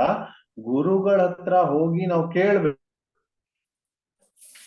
ಗುರುಗಳು ಆಧ್ಯಾತ್ಮಿಕ ಸಂದೇಶವನ್ನು ಕೊಡ್ತಾರೆ, ಈ ಭೌತಿಕ ಪ್ರಪಂಚದಲ್ಲಿ ಸುಖ ಇಲ್ಲ, ಇದನ್ನ ಬಿಡ್ಬೇಕು ಅಂತ. ಅದನ್ನ ವಿನಯಪೂರ್ಣ ಭಾವದಿಂದ ಶಿಷ್ಯ ಸ್ವೀಕಾರ ಮಾಡುವಂತ ಸಿದ್ಧತೆ ಅವನಲ್ಲಿ ಇರ್ಬೇಕು. ಆವಾಗ ಅವನು ದೀಕ್ಷೆ ತಗೊಳಕ್ಕೆ ಸಾಧ್ಯ. ಯಾರು ಈ ತರ ಗಂಭೀರವಾಗಿರ್ತಾರೆ ಅವರಿಗೆ ಗುರು ಅದಾಗಿ ಸಿಗ್ತಾರೆ. ಕೃಷ್ಣನ ಕೃಪೆಯಿಂದ ಅವರಿಗೆ ಗುರು ಸಿಗ್ತಾರೆ. ಮತ್ತೆ ಭಕ್ತಿ ಲತಾ ಬೀಜದ ಬಿತ್ತನೆ ಆಗುತ್ತೆ ಅವರ ಹೃದಯದಲ್ಲಿ. ಅದಕ್ಕೆ ಈ ತರ ಗಂಭೀರವಾಗಿರ್ಬೇಕು ಶಿಷ್ಯ ಅಂದ್ರೆ ಏನ್ ಮಾಡ್ಬೇಕು? ಅವನು ಸುಮ್ಮನೆ ಆತರ ಪ್ರತಿಯೊಬ್ರು ಗುರುವನ್ನು ತಗೊಳ್ತಾ, ಈಗ ಮದ್ವೆ ಆಗೋದು, ಪ್ರತಿಯೊಬ್ಬ ವ್ಯಕ್ತಿ ಮದ್ವೆ ಆಗ್ತಾನೆ, ಅದಕ್ಕೋಸ್ಕರ ನಾನು ಮದ್ವೆ ಆಗ್ತೀನಿ, ಆತರ ಇರುತ್ತೆ. ಗುರುಗಳ ಸಂಬಂಧ ಆತರ ಅಲ್ಲ, ಇದು ಬಹಳ ಗಂಭೀರವಾದ ಸಂಬಂಧ. ಶಿಷ್ಯ ಇಡೀ ಜೀವನ ಗುರುಗಳ ಆದೇಶಾನುಸಾರವಾಗಿ ನಡ್ಕೊಳ್ತಾನೆ ಅನ್ನೋ ಸಂಕಲ್ಪ ಇದ್ರೆ ಗುರು ತಗೊಳ್ಬೇಕು. ನಮ್ಮ ಗುರು ಮಹಾರಾಜರು ಒಂದು ಪ್ರವಚನೆ ಕೊಟ್ಟಿದ್ದಾರೆ, please don't take initiation from me ಅಂತ. ತುಂಬಾ ಅದ್ಭುತವಾದ ಪ್ರವಚನೆ, ಪ್ರತಿಯೊಬ್ಬ ವ್ಯಕ್ತಿ ಕೇಳ್ಬೇಕು. ಅದೇ ಅವ್ರಿಗೋಸ್ಕರ ವ್ಯಕ್ತಿಗತವಾಗಿ ಅಲ್ಲ, ಪ್ರತಿಯೊಬ್ಬ ವ್ಯಕ್ತಿಗೆ ಗುರು ಸಂಬಂಧ ಎಷ್ಟು ಗಂಭೀರವಾಗಿದೆ ಅಂತ ಅರ್ಥ ಮಾಡ್ಕೊಳ್ಳಿಕ್ಕೆ ಆ ಪ್ರವಚನವನ್ನು ಕೇಳ್ಬೇಕು. ಅವ್ರೇನ್ ಹೇಳ್ತಾರೆ ಅಂದ್ರೆ, ನೀವು ಗುರುಗಳ ಹತ್ರ ವಿನಯಪೂರ್ಣ ಭಾವದಿಂದ, ಸೇವೆ ಭಾವದಿಂದ ಇರಲ್ಲ, ಅಥವಾ ಗುರುಗಳ ಮಾತನ್ನು ಆದೇಶವನ್ನು ಕೇಳಲ್ಲ, ಗಂಭೀರವಾಗಿ ಹರೇ ಕೃಷ್ಣ ಆಂದೋಲನದಲ್ಲಿ ಸೇವೆ ಮಾಡ್ಲಿಕ್ಕೆ ಆಗಲ್ಲ ಅಂದ್ರೆ ನೀವು ದೀಕ್ಷೆ ತಗೊಳ್ಬಾರ್ದು ಅಂತ ಹೇಳ್ತಾರೆ. ಅಂದ್ರೆ ಏನ್ ಮಾಡ್ಬೇಕು ಅಂತ ಬೇರೆ ರೀತಿಯಿಂದ ಹೇಳ್ದಂಗಿದೆ. ಅದಕ್ಕೆ ಇದು ಬಹಳ ಗಂಭೀರವಾದ ಸಂಬಂಧ. ಸರಿ, ಈ ದೀಕ್ಷೆಯನ್ನು ಸಿಕ್ಬಿಡ್ತು, ದೀಕ್ಷೆ ಸಿಕ್ಮೇಲೆ ಮುಗೀತು, ಅವಾಗ ಏನ್ ಬೇಕಾದ್ ಮಾಡ್ಬೋದಾ? ಇಲ್ಲ. ದೀಕ್ಷೆ ಆದ್ಮೇಲೆ ಶಿಷ್ಯನಿಗೆ ಸ್ವಾತಂತ್ರ್ಯನೇ ಇರಲ್ಲ. ಈಗ ಈ ತುಳಸಿ ಮಾಲೆ ಇರುತ್ತೆ, ತುಳಸಿ ಮಾಲೆ ಇದು ಸಂಕೇತ, ನಮಗೆ ದೀಕ್ಷೆ ಆಗಿದೆ, ಗುರುಗಳ ಆಶ್ರಯ ತಗೊಂಡಿದ್ದೇವಿ ಅನ್ನುವಂಥದ್ದು ಸಂಕೇತ ಇದು. ಅದಕ್ಕೆ ನಮ್ಮ ಇಸ್ಕಾನ್ ಸಂಸ್ಥೆಯಲ್ಲಿ 3 ಈ ತರ ಮಾಲೆಗಳನ್ನ ಹಾಕಿರ್ತಾರೆ. ಈಗ ಬೀದಿ ನಾಯಿಗಳಿರ್ತವೆ, ಆಮೇಲೆ ಸಾಕಿರೋ ನಾಯಿಗಳಿರ್ತವೆ. ಬೀದಿ ನಾಯಿಗಳಲ್ಲಿ ಈ ತರ ಬೆಲ್ಟ್ ಇರಲ್ಲ ಕೊಳ್ಳಿಗೆ, ಸಾಕಿರೋ ನಾಯಿಗೆ ಬೆಲ್ಟ್ ಇರುತ್ತೆ. ಆ ಬೆಲ್ಟ್ ಇರೋ ಕಾರಣದಿಂದ ಏನಾಗುತ್ತೆ, ಅದು ಒಬ್ಬ ಮಾಲಕ ಇದ್ದಾನೆ ಇರುತ್ತೆ. ಬೀದಿ ನಾಯಿಗೆ ಹತ್ರ ಇರಲ್ಲ, ಯಾವ ಬೀದಿಗೆ ಹೋಗ್ಬೋದು. ಆದ್ರೆ ಹಾಗಂತೆ ಅದಕ್ಕೆ ಮನೇನೂ ಇರಲ್ಲ, ಎಲ್ಲಿರ್ಬೇಕಂತಿರಲ್ಲ, ಯಾರಾದ್ರೂ ಕಲ್ಲು ಹೋಗಿರ್ಬೋದು. ಈ ತರ ಸಾಕಿರೋ ನಾಯಿಗೆ ಆತರ ಇರಲ್ಲ. ಅದೇ ತರ ಒಬ್ಬ ಗುರು ಆಶ್ರಯ ತಗೊಂಡ್ರೆ ಶಿಷ್ಯನಿಗೆ ರಕ್ಷಣೆ ಇರುತ್ತೆ. ಆದ್ರೆ ಆ ರಕ್ಷಣೆ ಬೆಲೆ ಶಿಷ್ಯನಿಗೆ ಇರ್ಬೇಕು, ಅವರು ಗುರುಗಳ ಆದೇಶಾನುಸಾರವಾಗಿ ನಡ್ಕೋಬೇಕು. ಅದಕ್ಕೆ ಆ ತರ ಇದ್ರೆ ಅವರು ಗುರುಗಳಿಗೆ ಸುಖ ಕೊಡ್ಬೋದು. ಪ್ರಭುಪಾದರು ಎಷ್ಟೋ ಸರಿ ಹೇಳಿದ್ರು, ಏನಂದ್ರೆ ಶಿಷ್ಯನ ಕಾರ್ಯಗಳಿಂದ ಗುರುಗಳಿಗೆ ಒಳ್ಳೆ ಕರ್ಮ ಕೆಟ್ಟ ಕರ್ಮ ಬರುತ್ತೆ ಅಂತ. ಎಷ್ಟೋ ಸರಿ ಶಿಷ್ಯಂದ್ರು ನಿಯಮಗಳ ಪಾಲನೆ ಮಾಡಲ್ಲ ಗಂಭೀರವಾಗಿ. ಆ ಶಿಷ್ಯಂದ್ರು ನಿಯಮಗಳ ಪಾಲನೆ ಮಾಡದೇ ಇರೋ ಕಾರಣದಿಂದ ಏನಾಗುತ್ತೆ, ಗುರುಗಳಿಗೆ ಕೆಟ್ಟ ಕರ್ಮ ಬರುತ್ತೆ. ಪ್ರಭುಪಾದರು ಅವರು ಆರೋಗ್ಯ ಸರಿ ಇರ್ಲಿಲ್ಲ, ಒಂದೊಂದ್ಸರಿ ಜ್ವರ ಬರ್ತಾ ಇತ್ತು, ಅಥವಾ ಹಾರ್ಟ್ ಪ್ರಾಬ್ಲಮ್ ಆಗಿತ್ತು. ಈ ತರ ಸಮಸ್ಯೆಗಳಿದ್ದಾಗ ಅವ್ರು ಹೇಳಿದ್ರು, ನನ್ನ ಶಿಷ್ಯಂದ್ರು ದೃಢವಾಗಿ ನಿಯಮಗಳನ್ನ ಪಾಲನೆ ಮಾಡ್ತಾ ಇಲ್ಲ, ಅದಕ್ಕೋಸ್ಕರ ಅವ್ರ ಕರ್ಮ ನನಗ್ ಬರ್ತಾ ಇದೆ ಅಂತ. ಒಳ್ಳೆ ಶಿಷ್ಯಂದ್ರು ಗುರುಗಳಿಗೆ ತುಂಬಾ ಸುಖ ಕೊಡ್ತಾರೆ. ಯಾಕಂದ್ರೆ ಅವರು ಪ್ರಾಮಾಣಿಕವಾಗಿ ಸೇವೆ ಮಾಡಿ ಕೃಷ್ಣ ಪ್ರಜ್ಞೆ ಆಂದೋಲನ ಬೆಳೆಸಲಿಕ್ಕೆ ನೋಡ್ತಾರೆ. ಆಮೇಲೆ ನಿಸ್ವಾರ್ಥದಿಂದ ಕೃಷ್ಣ ಪ್ರಜ್ಞೆ ಆಂದೋಲನಿಗೆ ಏನಾದ್ರೂ ಒಂದು ಒಳ್ಳೇದಾಗ್ಲಿ ಅಂತ ಪ್ರಯತ್ನ ಮಾಡ್ತಾ ಇರ್ತಾರೆ. ಆ ತರ ಒಳ್ಳೆ ಶಿಷ್ಯಂದ್ರು ಗುರುಗಳಿಗೆ ತುಂಬಾ ಸುಖ ಕೊಡ್ತಾರೆ. ಆದ್ರೆ ಕೆಟ್ಟ ಶಿಷ್ಯಂದ್ರು ಗುರುಗಳಿಗೆ ಸಮಸ್ಯೆಗಳನ್ನ ಕೊಡ್ತಾರೆ, ಕೆಟ್ಟ ಕರ್ಮಗಳನ್ನ ಕೊಡ್ತಾರೆ. ಅದಕ್ಕೆ ನಮ್ಮೆಲ್ಲರ ಹತ್ರ ಒಂದು ನಿರ್ಧಾರ ಮಾಡುವಂತ ಅವಕಾಶ ಇದೆ. ನಾವು ಈ ತರ ಒಳ್ಳೆ ಶಿಷ್ಯ ಆಗಿ ಗುರುಗಳಿಗೆ ಸುಖ ಕೊಡ್ಬೇಕಾ, ಅಥವಾ ಕೆಟ್ಟ ಶಿಷ್ಯ ಆಗಿ ಗುರುಗಳಿಗೆ ದುಃಖ ಕೊಡ್ಬೇಕಾ? ಆ ತರ ದುಃಖ ಕೊಡ್ಬೇಕಂದ್ರೆ ಆ ಸಂಬಂಧದಲ್ಲಿ ನಾವು ಸಂಪರ್ಕ ಶಿಷ್ಯತ್ವ ಸ್ವೀಕಾರ ಮಾಡ್ಲೇಬಾರ್ದು. ಈ ನಮ್ಮ ICC ದೇವಸ್ಥಾನದಲ್ಲಿ ಭಕ್ತಿ ಪರಿವರ್ಜಕ ಸ್ವಾಮಿ ಅಂತ ಅವರು ತುಂಬಾ ಸುಂದರವಾದ ಪ್ರವಚನ ಕೊಟ್ಟರು ಮೊನ್ನೆ ದೀಕ್ಷೆ ಸಮಾರೋಹ ಆಗೋ ಸಮಯದಲ್ಲಿ. ಏನಂತೆ, ಇವಾಗೂ ಅವಕಾಶ ಇದೆ ಎಲ್ಲರಿಗೂ. ಯಾರಿಗೆ ಗುರು ಹತ್ರ ಸಂಕಲ್ಪ ತಗೊಂಡು ಗುರು ಸೇವೆ ಮಾಡ್ಬೇಕು ಅನ್ನುವಂತ ಭಾವನೆ ಇನ್ನು ಬಂದಿಲ್ಲ, ಅಥವಾ ನಾನು ಎಲ್ಲ ನಿಯಮ ಸಂಕಲ್ಪ ಇನ್ನು ಬಂದಿಲ್ಲ, ಅವ್ರು ಇವಾಗ್ಲೂ ಕೂಡ ಶಿಷ್ಯತ್ವ ಸ್ವೀಕಾರ ಮಾಡೋ ಅವಶ್ಯಕತೆ ಇಲ್ಲ ಅಂತ ಹೇಳಿದ್ರು. ಶಿಷ್ಯತ್ವ ಸ್ವೀಕಾರ ಮಾಡ್ಬೇಕಂದ್ರೆ ನಾವು ಗಂಭೀರವಾಗಿರ್ಬೇಕು. ಇಲ್ಲಾದ್ರೆ ಏನಾಗುತ್ತೆ, ಪುನರ್ಮೂಷಿಕಾಭವ. ಒಂದು ಕಥೆ ಇದೆ ಶಾಸ್ತ್ರದಲ್ಲಿ. ಒಂದು ಇಲಿ ಇತ್ತು. ಆ ಇಲಿಗೆ ಬೆಕ್ಕಿನಿಂದ ತುಂಬಾ ಭಯ ಇತ್ತು ಅನ್ನೋ ಕಾರಣದಿಂದ ಸಾಧು ಹತ್ರ ಹೋಗಿ ಹೇಳ್ತು, ಏನಂದ್ರೆ ಬೆಕ್ಕಿನಿಂದ ತುಂಬಾ ಕಾಟ ಆಗ್ತಾ ಇದೆ, ಭಯ ಇದೆ ನನ್ಗೆ ಅಂತ. ಅದಕ್ಕೆ ಏನ್ ಮಾಡ್ಬೇಕು, ನನಗೆ ಆಶೀರ್ವಾದ ಮಾಡಿ ನನಗೆ ಬೆಕ್ಕು ಮಾಡ್ಬಿಡಿ ಅಂತ. ಸರಿ ಆಯ್ತು, ಆಶೀರ್ವಾದ ಮಾಡಿ ಬೆಕ್ಕು ಮಾಡ್ಬಿಟ್ಟು. ಆಮೇಲೆ ಸ್ವಲ್ಪ ದಿನ ಆದ್ಮೇಲೆ ಆ ಬೆಕ್ಕು ಬಂತು. ಆ ಬೆಕ್ಕು ಬಂದು ಮತ್ತೆ ಗುರುಗಳ ಹತ್ರ ಪ್ರಾರ್ಥನೆ ಮಾಡ್ತಾ ಇದ್ವಿ. ಇವಾಗ ಏನಾಯ್ತು, ಯಾಕೆ ದುಃಖದಲ್ಲಿದೆ ಅಂತ ಕೇಳಿದ್ರೆ, ಇಲ್ಲ ನಾಯಿಗಳು ತುಂಬಾ ಕಾಟ ಕೊಡ್ತಾ ಇದೆ, ಏನ್ ಮಾಡೋದು ಗೊತ್ತಾಗ್ತಾ ಇಲ್ಲ. ಸರಿ ಏನ್ ಮಾಡ್ಲಿ ನಾನು, ನನಗೆ ನಾಯಿ ಮಾಡ್ಬಿಡಿ ಅಂತ ಹೇಳಿದ್ರು. ಆಯ್ತು ನಾಯಿ ಮಾಡ್ತೇನೆ ಅಂತ ಆಶೀರ್ವಾದ ಮಾಡಿ ನಾಯಿ ಮಾಡ್ಬಿಟ್ಟು. ಇನ್ನೊಂದು ಸ್ವಲ್ಪ ದಿನ ಆದ್ಮೇಲೆ ಆ ನಾಯಿ ಬಂತು. ನಾಯಿ ಬಂದು ಕೈ ಮುಗಿತಾ ಇದೆ, ನನಗೆ ಬಹಳ ಕಷ್ಟ ಆಗ್ತಾ ಇದೆ. ಏನಂತೆ, ಇಲ್ಲ ಇಲ್ಲಿ ಹುಲಿ ಸಿಂಹಗಳು ಕಾಟ ತುಂಬಾ ಇದೆ, ಆ ಕಾರಣದಿಂದ ನನಗೆ ಭಯ ಆಗ್ತಾ ಇದೆ, ಹುಲಿ ಸಿಂಹಗಳು ನಾನು ತಿಂದ್ಬಿಡ್ತಾವ ಅಂತ. ಸರಿ ಏನ್ ಮಾಡ್ಲಿ, ಏನಿಲ್ಲ ನನಗೆ ಒಂದು ಹುಲಿ ಹಾಗೆ ಮಾಡ್ಬಿಡಿ ಅಂತ ಹೇಳಿದ್ರು. ಆಯ್ತು ಸರಿ ಹಾಗೆ ಆಗ್ಲಿ ಅಂತ ಆಶೀರ್ವಾದ ಮಾಡಿ ಹುಲಿ ಮಾಡ್ಬಿಡ್ತಾನೆ. ಹುಲಿ ಮಾಡಿದ ತಕ್ಷಣ ಅದಕ್ಕೆ ಶಕ್ತಿ ಬಂದ್ಬಿಡ್ತು. ಆವಾಗ ಅದ್ರ ಮನಸ್ಸಲ್ಲಿ ಏನ್ ಭಾವನೆ ಬಂತು, ಓ ಇವಾಗ ಹುಲಿ ಆಗಿದ್ದೇನೆ, ಇವಾಗ ಹಸಿವೆ ಆಗಿದೆ, ಏನಾದ್ರೂ ತಿನ್ಲಿಕ್ ಬೇಕು, ಈ ಸಾಧುನ್ನೇ ತಿಂದ್ಬಿಡ್ತೇನೆ ನಾನು ಅನ್ನುವಂತ ಭಾವನೆ ಬಂತು. ಸಾಧುನ್ನೇ ನುಂಗ್ ಬಿಡ್ತೇನೆ ಅನ್ನುವಂತ ಭಾವನೆ ಬಂದ ತಕ್ಷಣ ಸಾಧುಗ್ ಗೊತ್ತಾಗಿ ಪುನರ್ಮೂಷಿಕಾಭವ, ಮತ್ತೆ ಇಲಿ ಆಗ್ಬಿಡು ಅಂತ ಹೇಳ್ತಾರೆ, ಆಶೀರ್ವಾದ. ಆ ತರ ನಮಗೆ ಇವಾಗ ಶಿಷ್ಯ ಆಗಿ ಒಂದು ಪ್ರಭುಪಾದ ಆಶ್ರಯ ಸಿಗುತ್ತೆ, ಪ್ರಭುಪಾದ ಆಶ್ರಯ ಆದ್ಮೇಲೆ ಗುರು ಆಶ್ರಯ ಸಿಗುತ್ತೆ, ಗುರು ಆಶ್ರಯ ಆದ್ಮೇಲೆ ದೀಕ್ಷೆ ಸಿಗುತ್ತೆ, ದೀಕ್ಷೆ ಸಿಕ್ಕ ಮೇಲೆ ಬಹುಶಃ ಬ್ರಾಹ್ಮಣ ದೀಕ್ಷೆ ಸಿಗ್ಬೋದು. ಆದ್ರೆ ಅದಾದ್ಮೇಲೆ ನಾವು ಗುರುಗಳಿಗಿಂತ ಶ್ರೇಷ್ಠ ಆಗ್ಲಿಕ್ಕೆ ಪ್ರಯತ್ನ ಮಾಡಿದ್ರೆ ಏನಾಗುತ್ತೆ, ಪ್ರಕೃತಿ ನಮ್ಗೆಲ್ಲೇ ಬೀಳಿಸ್ಬಿಡುತ್ತೆ, ಪುನರ್ಮೂಷಿಕಾಭವ ಅಂತ ಹೇಳಿ ಕೆಳಗ್ ಮಾಡ್ಬಿಡುತ್ತೆ. ಅದಕ್ಕೆ ನಾವು ಆತರ ಆಗ್ಬಾರ್ದು. ನಾವು ಈ ಇಡೀ ಶಿಷ್ಯನೇ ಅನ್ನುವಂತ ಭಾವನೆ ಇರಬೇಕು. ಪ್ರಭುಪಾದರಿಗೆ ನೋಡಿ ಎಲ್ಲಿ ಎಷ್ಟು ಕಡೆ ಶಾಸ್ತ್ರದಲ್ಲಿ ಬರೆದಿದ್ದಾರೆ.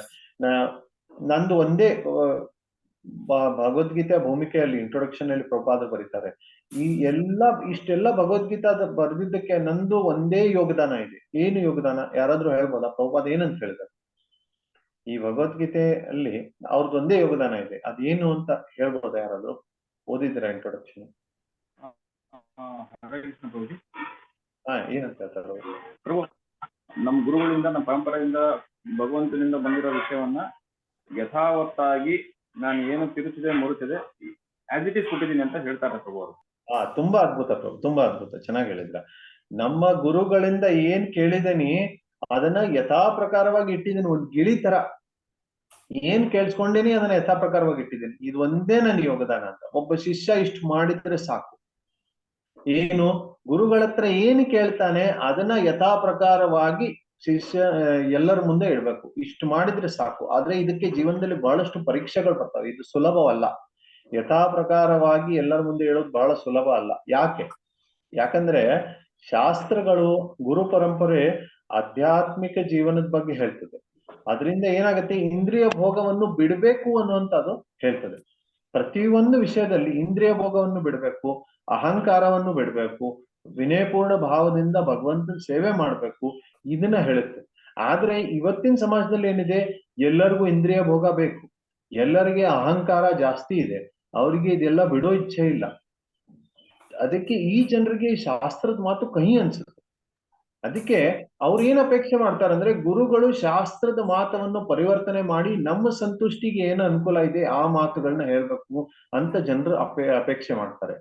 ಮತ್ತೆ ಹೇಳ್ತೀನಿ, ಶಾಸ್ತ್ರದ ಮಾತವನ್ನು ಬಿಟ್ಟು ನಮಗೆ ಏನ್ ಖುಷಿ ಆಗತ್ತೆ ಆ ತರ ಮಾತುಗಳನ್ನ ಗುರುಗಳು ಹೇಳ್ಬೇಕು ಅನ್ನುವಂತ ಅಪೇಕ್ಷೆ ಪ್ರತಿಯೊಬ್ಬ ವ್ಯಕ್ತಿಗಿರುತ್ತೆ. ಆದ್ರೆ ನಿಜವಾದ ವೈಷ್ಣವ ಗುರು ಏನ್ ಮಾಡ್ತಾನೆ ಅಂದ್ರೆ, ನಾನು ನನ್ನ ಗುರುಗಳ ಹತ್ರ ಏನ್ ಕೇಳಿದ್ದೀನಿ ಆ ಮಾತವನ್ನು ಯಥಾ ಪ್ರಕಾರವಾಗಿ ಹೇಳ್ಬೇಕು ಹೊರತು ಜನರಿಗೆ ಸುಖ ದುಃಖ ಆಗುತ್ತೆ ಅಂತ ಯೋಚನೆ ಮಾಡ್ಬಾರ್ದು. ಅದರಿಂದ ಆ ಪ್ರಾಮಾಣಿಕತೆ ಒಬ್ಬ ಶಿಷ್ಯನಲ್ಲಿ ಇರ್ಬೇಕು.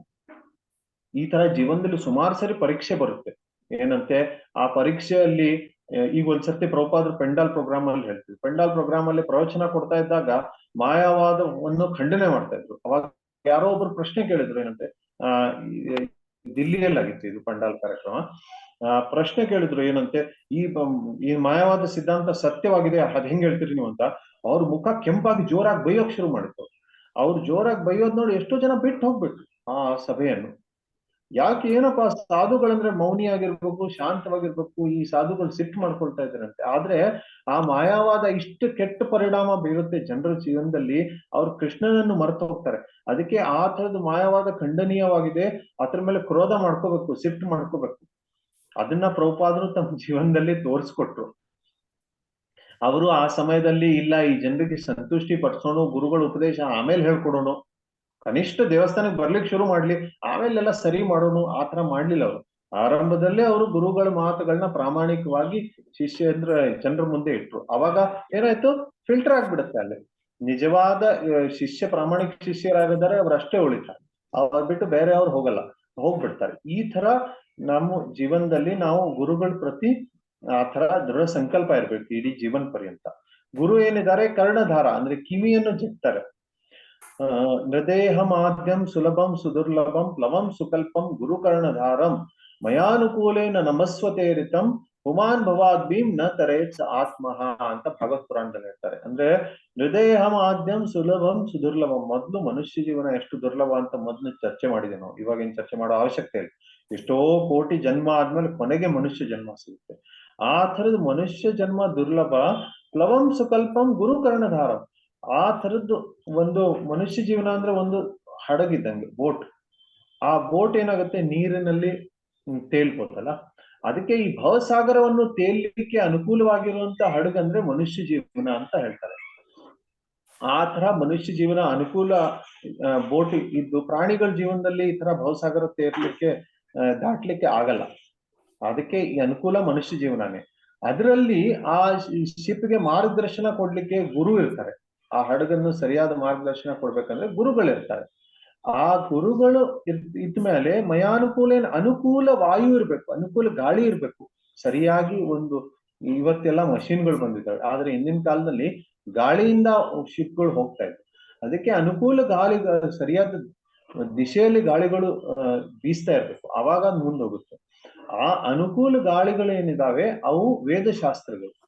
ಆ ವೇದಶಾಸ್ತ್ರಗಳು ಸಿಕ್ಕಿ, ಮನುಷ್ಯ ಜೀವನ ಸಿಕ್ಕಿ, ಒಳ್ಳೆ ಗುರುಗಳು ಸಿಕ್ಕಿ, ಅದಾದ್ಮೇಲೆ ನಮ್ಮ ಭೌತಿಕ ಜೀವನವನ್ನು ಅಂತ ಮಾಡಿ ಆಧ್ಯಾತ್ಮಿಕ ಲೋಕದಲ್ಲಿ ಹೋಗ್ಲಿಲ್ಲ ಅಥವಾ ನಮ್ಮ ಭೌತಿಕ ಆಸೆಗಳನ್ನ ಬಿಡ್ಲಿಲ್ಲ ಅಂದ್ರೆ ಅಂತ ಜನರಿಗೆ ಆತ್ಮಹತ್ಯೆ ಮಾಡ್ಕೊಂಡಂಗೆ ಅಂತ ಶಾಸ್ತ್ರಗಳು ಹೇಳ್ತಾರೆ. ಅದಕ್ಕೆ ಇದು ಬಹಳ ಗಂಭೀರವಾದ ಸಂಬಂಧ. ಹೇಗೆ ವಿವಾಹ, ಮದುವೆ ಆಗುತ್ತೆ. ಈಗ ಮದುವೆ ಆದ್ಮೇಲೆ ಅದು ಸುಮ್ನೆ ಏನೋ ಒಬ್ಬೊಬ್ರು ಯಾರಾದ್ರು ಟ್ರೈನಲ್ಲಿ ಸಿಕ್ಕರು, ಅವ್ರ ಜೊತೆಗೆ ಮಾತಾಡಿದ್ವಿ, ಟ್ರೈನ್ ನಲ್ಲಿ ಒಂದ್ ಸ್ಟೇಷನ್ ಇಳಿದ್ಬಿಟ್ವಿ, ಮುಂದೆ ಇನ್ನೊಬ್ಬ ಸ್ಟೇಷನ್ ಅಲ್ಲಿ ಇನ್ನೊಬ್ರು ಇಳಿತಾರೆ, ಆತರ ಅಲ್ಲ. ಮದ್ವೆ ಅಂದ್ರೆ ಗಂಭೀರವಾದ ಸಂಬಂಧ ಅಲ್ಲ. ಪತಿ ಪತ್ನಿ ಏನಾದ್ರು ಇದ್ರೆ ಒಂದ್ ಸ್ವಲ್ಪ ಅಡ್ಜಸ್ಟ್ ಮಾಡ್ಕೋಬೇಕು. ಏನಾದ್ರು ಅವ್ರದೊಂದು ಮಾತು ಸರಿ ಬರಲ್ಲ, ಆತರ ಅಡ್ಜಸ್ಟ್ ಮಾಡ್ಕೋಬೇಕು. ಯಾಕಂದ್ರೆ ಸಂಬಂಧ ದೃಢವಾಗಿರುತ್ತೆ. ಆತರ ಗುರು ಶಿಷ್ಯನ್ ಸಂಬಂಧ ಕೂಡ ಆತರ ದೃಢವಾಗಿತ್ತು. ಅದಕ್ಕೆ ಯಜ್ಞಗಳನ್ನ ಮಾಡಿಸಿ ಆ ಯಜ್ಞದಲ್ಲಿ ಸಂಕಲ್ಪ ಮಾಡ್ತಾರೆ, ಗುರುಗಳು ಸಂಕಲ್ಪ ಮಾಡ್ತಾರೆ. ಏನಂತೆ, ಹೌದಪ್ಪ ನಾನು ಶಿಷ್ಯನಿಗೆ ರಕ್ಷಣೆ ಮಾಡ್ತೇನೆ ಅಂತ ಶಿಷ್ಯ ಕೂಡ ಸಂಕಲ್ಪ ಮಾಡ್ತಾರೆ. ಒಂದೇ ನಿಮಿಷ, ಇಲ್ಲಿ ಒಂದ್ ಸ್ವಲ್ಪ ಡಿಸ್ಟರ್ಬೆನ್ಸ್ ಇದೆ.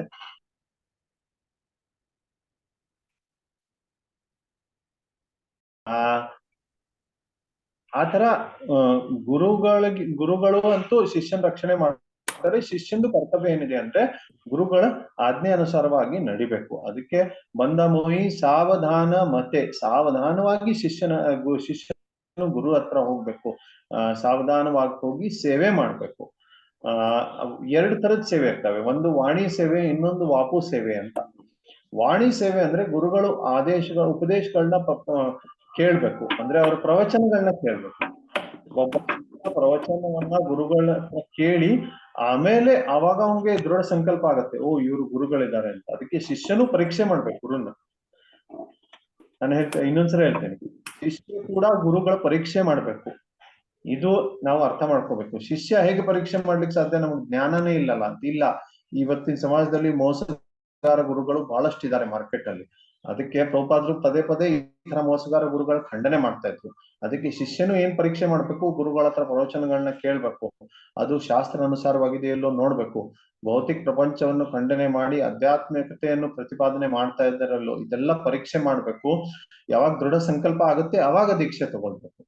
ಸುಮ್ನೆ ಇವರು ಲೌಕಿಕ ದೃಷ್ಟಿಯಿಂದ ದೀಕ್ಷೆಗಳು ತಗೋದು, ಓ ಈ ಗುರುಗಳು ನಮ್ಮ ಭಾಷೆಯನ್ನು ಮಾತಾಡ್ತಾರೆ, ಅಥವಾ ಈ ಗುರುಗಳು ಕಾಣ್ಲಿಕ್ಕೆ ಚೆನ್ನಾಗಿದ್ದಾರೆ, ಅಥವಾ ಈ ಗುರುಗಳು ಸಿಹಿ ಮಾತಾಡ್ತಾರೆ, ಆತರ ಲೌಕಿಕ ಇವು ಕಾರಣಗಳನ್ನ ಹೇಳಿ ಗುರುಗಳ ಹತ್ರ ಸಂಬಂಧವನ್ನು ಇಟ್ಕೋಬಾರ್ದು. ಗುರುಗಳ ಹತ್ರ ಸಂಬಂಧ ಶಾಸ್ತ್ರದ ಆಧಾರದ ಮೇಲೆ ಇಟ್ಕೋಬೇಕು. ಓ ಇವರು ಶಾಸ್ತ್ರದ ಉಪದೇಶಗಳನ್ನ ಸರಿಯಾಗಿ ಹೇಳ್ಕೊಡ್ತಾ ಇದಾರಲ್ಲೋ ಅಂತ ಆತರ ಪರೀಕ್ಷೆ ಮಾಡಿ ಅವಾಗ ಗುರುಗಳ ಆಶ್ರಯ ತಗೊಳ್ಬೇಕು. ಇನ್ನೊಂದು ತಪ್ಪು ಕಲ್ಪನೆ ಇದೆ ಕೆಲವೊಂದ್ ಜನರಲ್ಲಿ. ಏನ್ ತಪ್ಪು ಕಲ್ಪನೆ ಇದೆ ಅಂದ್ರೆ, ಇಷ್ಟೆಲ್ಲಾ ಗೋಳ್ ಯಾಕೆ, ಅದೇ ನಾವು ನೇರವಾಗಿ ಪ್ರಭುಪಾದನ್ನೇ ಗುರುಗಳು ಅಂತ ಸ್ವೀಕಾರ ಮಾಡ್ಬಿಡೋಣಲ್ಲ ಅಂತ. ಅವಾಗ ಏನಾಗುತ್ತೆ, ಪ್ರಭುಪಾದರು ಗುರುಗಳಾಗ್ಬಿಡ್ತಾರೆ. ಪ್ರಭುಪಾದರ ಏನ್ ಸಮಸ್ಯೆ ಇಲ್ಲ, ಅವ್ರ ಪುಸ್ತಕಗಳನ್ನ ಓದಿ ನಾವು ಮಾಡಿದ್ರೆ ಸಾಕು ಅಂತ. ಆದ್ರೆ ಪ್ರಭುಪಾದರಿಗೆ ಒಬ್ರು ಶಿಷ್ಯರು ಕೇಳಿದ್ರು, ಪ್ರಭುಪಾದರು ಪುಸ್ತಕ ಭಾಗವತ ಒಳ್ಳೇದ ಅಥವಾ ವ್ಯಕ್ತಿ ಭಾಗವತ ಒಳ್ಳೇದು, ಯಾರ ಆಶ್ರಯ ತಗೊಳ್ಳೋದು ಜಾಸ್ತಿ ಮಹತ್ವಪೂರ್ಣ ಅಂತ. ಅದಕ್ಕೆ ಪ್ರಭುಪಾದರು ಹೇಳಿದ್ರು, ವ್ಯಕ್ತಿ ಭಾಗವತನ ಆಶ್ರಯ ತಗೊಳ್ಳೋದು ಜಾಸ್ತಿ ಮಹತ್ವಪೂರ್ಣ. ಯಾಕಂದ್ರೆ ಅವರು ನಮ್ಮನ್ನು ಕಿವಿ ಹಿಂಡ್ಬೋದು. ಈ ಕಿವಿ ಹಿಂಡೋ ಕೆಲಸ ಪುಸ್ತಕ ಭಾಗವತ ಮಾಡ್ಲಿಕ್ಕೆ ಆಗಲ್ಲ ಅಂತ. ಅದಕ್ಕೆ ಆತರ ನಾವು ಕಿವಿ ಹಿಂಡುವಂತ ಗುರುಗಳು ಬೇಕು. ಈ ತಪ್ಪು ಕಲ್ಪನೆ ಬಹಳಷ್ಟು ಕಡೆ ಹರಡ್ತಾ ಇದೆ. ಏನಂತೆ, ಅವು ಪ್ರಭುಪಾದರ ಪುಸ್ತಕಗಳನ್ನ ಓದಿ ಬೇರೆ ವ್ಯಕ್ತಿಗತ ಗುರು ಅವಶ್ಯಕತೆನೇ ಇಲ್ಲ, ಅವ್ರನ್ನೇ ಆಶ್ರಯ ತಗೊಳ್ಳಂತೆ. ಬೆಂಗಳೂರಲ್ಲಿ ಒಂದ್ ದೊಡ್ಡ ದೇವಸ್ಥಾನ ಇದೆ, ಅಲ್ಲೇ ಎಲ್ಲಾ ಪ್ರಚಾರ ಮಾಡ್ತಾರೆ. ಜಾಗೃತಿ ಮಾಡ್ಲಿಕ್ಕೆ ನಾವು ಈ ತರ ಹೇಳ್ತಾ ಇದ್ವಿ. ಏನಂತೆ, ಆ ತರದ್ದು ವಿಚಾರಗಳಿದೆ. ಅಲ್ಲೇನಿದೆ ಅಂದ್ರೆ, ದೇವಸ್ಥಾನದ ಜನನೇ ನಿಮ್ಗೆ ಸಿದ್ಧಾಂತವನ್ನು ತಿಳಿಸ್ಕೊಡ್ತಾರೆ. ದೇವಸ್ಥಾನದ ಜನ ಅದೇನು, ಯಾಕಂದ್ರೆ ಬರೀ ನೀವು ಪುಸ್ತಕಗಳನ್ನ ಕೊಂಡ್ಕೊಂಡು ಓದಿದ್ರೆ ಯಾವ ಕಾರಣಕ್ಕೂ ನಿಮ್ಗೆ ಈ ತರ ಗುರುಗಳ ಆಶ್ರಯ ತಗೊಳ್ಬಾರ್ದು ಅನ್ನೋದು ಬರಲ್ಲ. ಯಾಕಂದ್ರೆ ಪ್ರಭುಪಾದರ ಪುಸ್ತಕದಲ್ಲಿ ಎಲ್ಲಾ ಕಡೆ ಗುರುಗಳ ಆಶ್ರಯ ತಗೊಳ್ಳಿ ಸೇವೆ ಮಾಡಿ ಅಂತ ಎಲ್ಲಾ ಕಡೆ ಇದೆ. ಆದ್ರೆ ಅಲ್ಲಿ ಯಾರಾದ್ರೂ ತಿಳಿಸ್ಕೊಡ್ತಾರೆ, ನೋಡಿ ಈ ತರ ಗುರುಗಳ ಆಶ್ರಯ ತಗೊಳ್ಬೇಡಿ, ಪ್ರಭುಪಾದರ ಆಶ್ರಯ ತಗೊಳ್ಳಿ ಅಂತ ಯಾರಾದ್ರೂ ತಿಳಿಸ್ಕೊಡ್ತಾರೆ. ಆಮೇಲೆ ಅವರೇ ನಿಮಗೆ ದೀಕ್ಷೆ ಮಾಡಿಸ್ತಾರೆ, ಅವರೇ ನಿಮಗೆ ಜಪಮಾಲೆ ಕೊಡ್ತಾರೆ, ಅವರೇ ನಿಮಗೆ ಹೊಸ ಹೆಸರನ್ನು ಕೊಡ್ತಾರೆ. ಆದ್ರೆ ಅವರು ನಿಮ್ಗೆ ಈ ಭಗವದ್ಧಾಮಕ್ಕೆ ಹೋಗೋ ಜವಾಬ್ದಾರಿ ತಗೊಳಲ್ಲ. ಅದು ನಿಮ್ ಪ್ರಭುಪಾದರು ನಿಮ್ಗೆ ಬಿಟ್ಟಿದ್ದು, ನಮ್ಗೇನ್ ಸಂಬಂಧ ಇಲ್ಲ ಅಂತ ಹೇಳ್ತಾರೆ. ನಾವು ನಿಮ್ಗೆ ಹೆಸರು ಕೊಡ್ತೀವಿ, ನಾವು ನಿಮ್ಗೆ ಮಾಲೆ ಕೊಡ್ತೀವಿ, ನಾವು ನಿಮ್ಗೆ ಸಿದ್ಧಾಂತವನ್ನು ಹೇಳ್ಕೊಡ್ತೀವಿ, ಆದ್ರೆ ಭಗವದ್ಧಾಮಕ್ಕೆ ಹೋಗೋದು ನಿಮ್ದು ಅವ್ರ ಮಧ್ಯದಲ್ಲಿ, ನಮ್ಗೇನ್ ಸಂಬಂಧ ಇಲ್ಲ ಅಂತ. ಆ ತರ ಬೇಜವಾಬ್ದಾರಿತನ ಮಾಡ್ಬಾರ್ದು. ಗುರುಗಳು ಆತರ ಬೇಜವಾಬ್ದಾರಿತನ ಮಾಡಲ್ಲ. ಗುರುಗಳು ಏನ್ ಹೇಳ್ತಾರೆ, ಹೌದಪ್ಪ ನಾವು ನಿಮ್ಗೆ ಜವಾಬ್ದಾರಿ ತಗೊಳ್ತೀವಿ, ಪ್ರಭುಪಾದ ಹತ್ರ ತಗೊಂಡೋಗ್ತೇವೆ, ಪ್ರಭುಪಾದರ ಉಪದೇಶಗಳನ್ನ ನಾವು ಯಥಾ ಪ್ರಕಾರವಾಗಿ ಹೇಳ್ತೀವಿ, ಅದರಿಂದ ಏನಾಗುತ್ತೆ, ನೀವು ಜೀವನವನ್ನು ಉದ್ಧಾರ ಮಾಡ್ಕೊಂಡು ಭಗವದ್ಧಾಮಕ್ಕೆ ಹೋಗ್ಬೋದು ಅಂತ. ಅದಕ್ಕೆ ಈ ಯಾವ ಹಳೆ ಆಚಾರ್ಯರು ಯಾರು ಸಿಖ್ ಸಂಪ್ರದಾಯದಲ್ಲಿ ಆತರ ಇತ್ತು. ಮೊದ್ಲು ಒಂದು ಗುರು ಇದ್ರು, ಇನ್ನೊಬ್ರು ಗುರು ಇದ್ರು, 3-4 ಗುರುಗಳಾದ್ರು. ಅದಾದ್ಮೇಲೆ ಅವ್ರ ಗುರುಗಳು ಮಾಡೋದನ್ನೇ ನಿಲ್ಲಿಸ್ಬಿಟ್ರು. ಅವರು ಗುರು ಗ್ರಂಥ ಸಾಹಿಬ್ ಅಂತ ಅವ್ರ ಪುಸ್ತಕ ಏನಿದೆ ಅದನ್ನೇ ಗುರು ಅಂತ ಅನ್ಕೊಂಡು ಇನ್ನೂ ತನಕ ಆ ಪುಸ್ತಕವನ್ನೇ ಪೂಜೆ ಮಾಡ್ತಾರೆ, ಹೊರತು ವ್ಯಕ್ತಿಗತ ಗುರುಗಳು ಯಾರಿಲ್ಲ. ಆದ್ರೆ ಈ ತರದ್ದು ಎಲ್ಲೂ ಶಾಸ್ತ್ರದಲ್ಲಿಲ್ಲ, ಇದು ಅಶಾಸ್ತ್ರಿಕವಾಗಿದೆ. ಯಾವ ಹಳೆ ಆಚಾರ್ಯರು ಆತರ ಮಾಡಿಲ್ಲ. ಪ್ರತಿಯೊಂದು ಆಚಾರ್ಯರು ತಾವು ಹೋದ್ಮೇಲೆ ಮುಂದಿನ ಪೀಳಿಗೆಯಲ್ಲಿ ಗುರುಗಳನ್ನ ಬಿಟ್ಟು ಹೋದ್ರು, ಆ ಗುರುಗಳು ಜವಾಬ್ದಾರಿ ತಗೊಂಡ್ರು ಈ ಪರಂಪರೆಯನ್ನು ಮುಂದೆ ನಡೆಸ್ತೀವಿ. ಆತರ ಕೃಷ್ಣ ಭವನಾಮೃತ ಸಂಘದಲ್ಲೂ ಕೂಡ ಪ್ರಭುಪಾದರು ಹೋದ್ಮೇಲೆ ಅವ್ರ ಶಿಷ್ಯಂದ್ರು ಜವಾಬ್ದಾರಿ ತಗೊಂಡು ಮುಂದೆ ನಡೆಸ್ತಾ ಇದ್ದಾರೆ ಪರಂಪರೆ. ಮತ್ತೆ ಆ ಶಿಷ್ಯಂದ್ರಿಗೆ ಅಪೇಕ್ಷೆ ಏನಿದೆ ಅಂದ್ರೆ, ಅವ್ರು ಹೋದ್ಮೇಲೆ ನಾವೆಲ್ಲರೂ ಜವಾಬ್ದಾರಿ ತಗೊಂಡು ಈ ಪರಂಪರೆಯನ್ನು ಮುಂದೆ ನಡೆಸ್ಬೇಕು ಅಂತ. ಅದಕ್ಕೆ ಸ್ವಲ್ಪ ಯೋಚನೆ ಮಾಡಿ, ಇನ್ನೊಂದು 20-30 ವರ್ಷ 40 ವರ್ಷ ಆದ್ಮೇಲೆ ಈ ಜವಾಬ್ದಾರಿ ನಮ್ಮ ಹೆಗಲ್ ಮೇಲೆ ಇರುತ್ತೆ. ಈ ಪರಂಪರೆಯನ್ನು ಮುಂದೆ ನಡೆಸೋದು ನಮ್ಮ ಹೆಗಲ್ ಮೇಲೆ ಇರುತ್ತೆ. ನಮ್ಮ ಬೆನ್ ಮೇಲೆ ಆ ಜವಾಬ್ದಾರಿ ಇದ್ದಾಗ ನಾವು ಅವಾಗ ರೆಡಿ ಆಗ್ತೇವಾ, ನಾವು ಅದಕ್ಕೆ ರೆಡಿ ಆಗಿದ್ದೇವಾ? ಅದಕ್ಕೆ ನಾವು ಎಷ್ಟು ಗಂಭೀರವಾಗಿ ಶಿಷ್ಯತ್ವವನ್ನು ಸ್ವೀಕಾರ ಮಾಡ್ಬೇಕು, ಎಷ್ಟು ಗಂಭೀರ ಮಾಡ್ಬೇಕು, ಈ ಪರಂಪರೆ ಸೇವೆಯನ್ನು ಮಾಡ್ಬೇಕು. ಇದು ಪ್ರತಿಯೊಂದು ವ್ಯಕ್ತಿಯ ಜವಾಬ್ದಾರಿ ಇರುತ್ತೆ. ಹರೇ ಕೃಷ್ಣ. ಏನಾದ್ರೂ ಪ್ರಶ್ನೆಗಳಿದೆಯಾ? ಕೇಳ್ಬೋದು.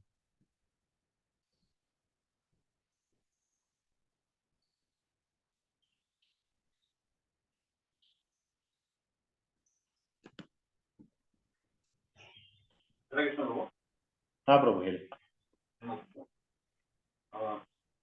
ನೀವು ಮಾತಾಡ್ಬೇಕಾದ್ರೆ ಫ್ಯಾಮಿಲಿಯಲ್ಲಿ ಕೃಷ್ಣ ಕಾನ್ಶಿಯಸ್ನೆಸ್ ನ ಪ್ರಾಕ್ಟೀಸ್ ಮಾಡೋದ್ರ ಬಗ್ಗೆ ಹೇಳ್ತಾ ಇದ್ವಿ. ಹ್ಮ್ ಕುಟುಂಬದಲ್ಲಿ ಕೆಲವೊಬ್ಬರಿಗೆ ಕುಟುಂಬದಲ್ಲಿ ಕೃಷ್ಣ ಪ್ರಜ್ಞೆಯನ್ನ ಆಚರಣೆ ಮಾಡಲು ಪ್ರತಿಕೂಲ ವ್ಯವಸ್ಥೆ, ಪ್ರತಿಕೂಲ ವಾತಾವರಣ ಇದೆ ಅಂತ ಹೇಳಿ ಮಾತಾಡ್ತಾರಲ್ಲ.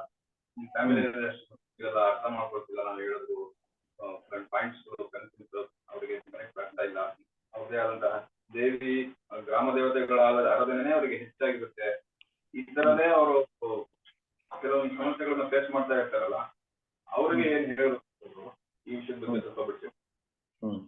ಅದಕ್ಕೆ ಪ್ರಭುಗಳ ಪ್ರಶ್ನೆ ಏನಂದ್ರೆ, ಪರಿವಾರದಲ್ಲಿ ಅನುಕೂಲ ಪರಿಸ್ಥಿತಿ ಇಲ್ಲ, ಅಥವಾ ಅವ್ರ ಮನೆಯಲ್ಲಿ ಬೇರೆ ಆಹಾರ ಅದು ತಿಂತಾ ಇರ್ಬೋದು, ಅಥವಾ ಅವ್ರ ಗ್ರಾಮ ದೇವತೆ ಪೂಜೆ ಮಾಡ್ತಾ ಇರ್ಬೋದು. ಈ ತರ ಪರಿಸ್ಥಿತಿಯಲ್ಲಿ ಹೇಗೆ ಭಕ್ತಿ ಪಾಲನೆ ಮಾಡ್ಬೇಕು, ಹೇಗೆ ನಾವು ದೀಕ್ಷೆ ತಗೊಳ್ಬೇಕು ಅಂತ ನೋಡಿ. ಪ್ರಭುಪಾದ್ರಿಗೆ ಒಬ್ರು ತಂಗಿ ಇದ್ರು. ಆ ಪ್ರಭುಪಾದ್ರ ತಂಗಿ ಅವರು ಜೀವನದಲ್ಲಿ ಬಹಳ ಕಷ್ಟವನ್ನು ಅನುಭವಿಸಿದ್ರು. ಯಾಕಂದ್ರೆ ಅವರಿಗೆ ಯಾರಿಗೆ ಕೊಟ್ಟು ಮದುವೆ ಮಾಡಿಸಿದ್ರು ಅವರು ಮಾಂಸ ಭಕ್ಷಣೆ ಮಾಡ್ತಿದ್ರು, ಮೀನ ತಿಂತಾ ಇದ್ರು. ಮತ್ತೆ ಅವ್ರ ಮನೆಯಲ್ಲಿ ಆತರ ಅನುಕೂಲ ಪರಿಸ್ಥಿತಿ ಇರ್ಲಿಲ್ಲ. ಆ ಪ್ರಭುಪಾದ್ರ ತಂಗಿ ಕೂಡ ಭಕ್ತಿ ಸಿದ್ಧಾಂತ ಸೃಷ್ಟಕರು ಹತ್ರ ದೀಕ್ಷೆ ತಗೊಂಡಿದ್ರು, ಅವ್ರ ಶಿಷ್ಯನೇ ಆಗಿದ್ರು. ಆದ್ರೆ ಅವರು ತಮ್ಮ ಪರಿಸ್ಥಿತಿಯಲ್ಲಿ ಆ ಪರಿಸ್ಥಿತಿಯನ್ನು ಪರಿವರ್ತನೆ ಮಾಡ್ಲಿಕ್ಕೆ ನೋಡ್ಲಿಲ್ಲ. ಯಾಕಂದ್ರೆ ಸಂಸಾರ ಇರ್ಬೇಕು, ನಮ್ ಜೀವನ ನಡಿಬೇಕು.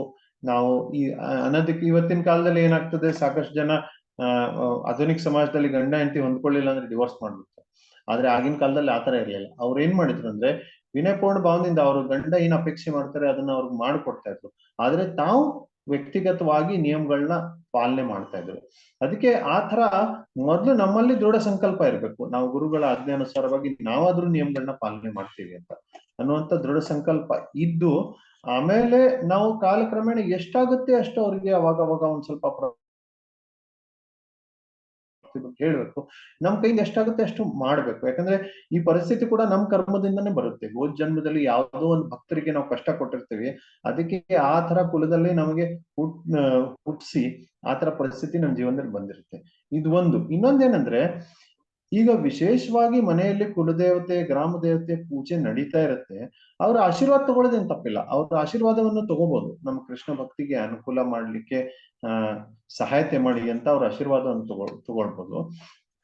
ಆದ್ರೆ ಅದೇ ಸಮಯದಲ್ಲಿ ಅವ್ರಿಗೆ ಪ್ರಚಾರ ಮಾಡ್ಬೇಕು ಏನಂತೆ, ವಿಷ್ಣುನೇ ಭಗವಂತ ಇದ್ದಾನೆ, ಈ ಗ್ರಾಮ ದೇವತೆಗಳಿಗೂ ಸಂತುಷ್ಟಿ ಆಗುತ್ತೆ ವಿಷ್ಣುನ್ ಪೂಜೆ ಮಾಡಿದ್ರೆ, ಅದಕ್ಕೆ ನೀವು ವಿಷ್ಣುನ್ ಪೂಜೆ ಯಾವ ಕಾರಣಕ್ಕೆ ಬಿಡಬೇಡಿ ಅಂತ ಈ ತರ ಪ್ರಚಾರ ಮಾಡ್ಲಿಕ್ಕೆ ಪ್ರಯತ್ನವನ್ನು ಮಾಡ್ಬೇಕು ನಮ್ಮ ಪರಿಸ್ಥಿತಿ.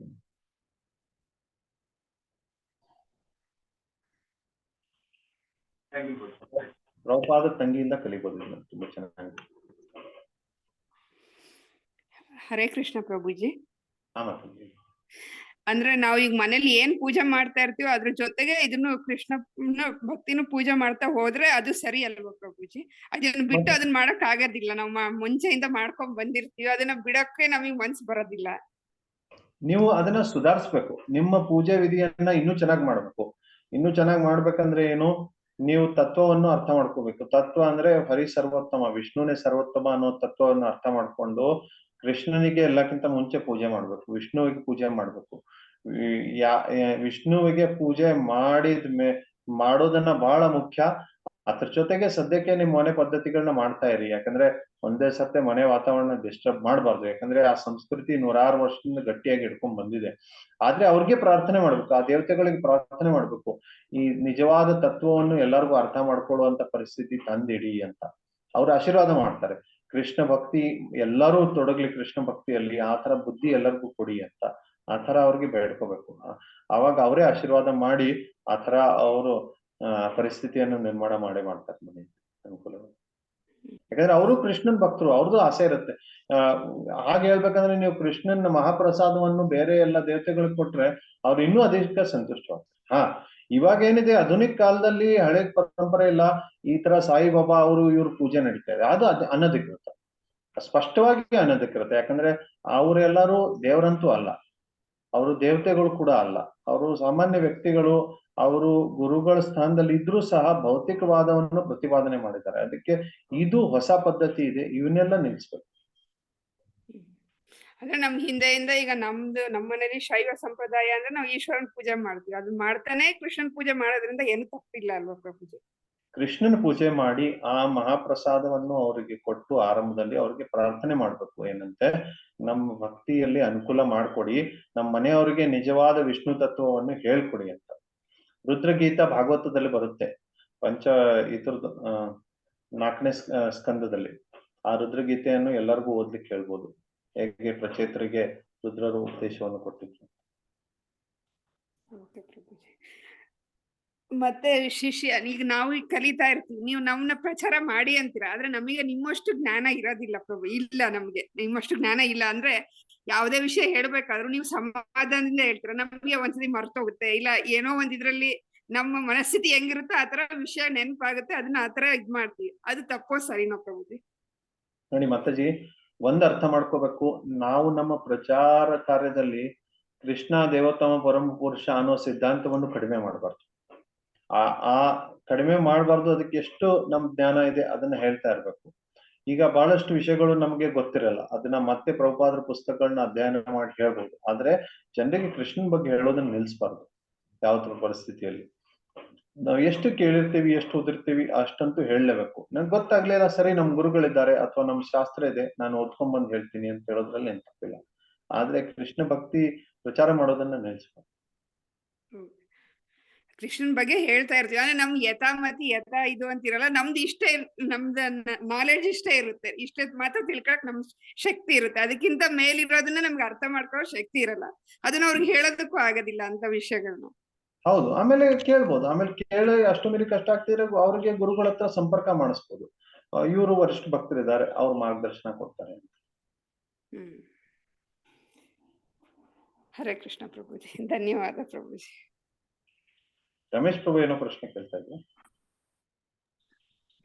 ಹರೇ ಕೃಷ್ಣ ಪ್ರಭು. ಹಾ ಪ್ರಭು. ಪ್ರಭು, ಈಗ ರಿಲೇಶನ್ಶಿಪ್ ಅಂದ್ರೆ ಇದೊಂದು ಗುರು ಶಿಷ್ಯ, ಮತ್ತೆ ಅದೇ ತರ ನಾವು ತಂದೆ ಅಥವಾ ಮಗ, ಪಿತಾ ಪುತ್ರ. ನಾವು ಪಿತಾ ಅಂದ್ರೆ ತಂದೆಯವ್ರಿಗೇನೆ ಗುರು ಅಂತ ತಿಳ್ಕೊಂಡಿರ್ತೀವಿ ಫ್ರಮ್ ಬಿಗಿನಿಂಗ್ ಆಫ್ ಅವ್ರ ಬರ್ತ್ಡೇ. ನಾವು ರಿಲೇಶನ್ಶಿಪ್ ಹೆಂಗೆ ಯಾವ ತರ ಇಂಪಾರ್ಟೆನ್ಸ್ ಕೊಡ್ಬೇಕು? ಎರಡಕ್ಕೂ ಯಾವ್ದು ಇಂಪಾರ್ಟೆನ್ಸ್ ಕೊಡ್ಬೇಕು?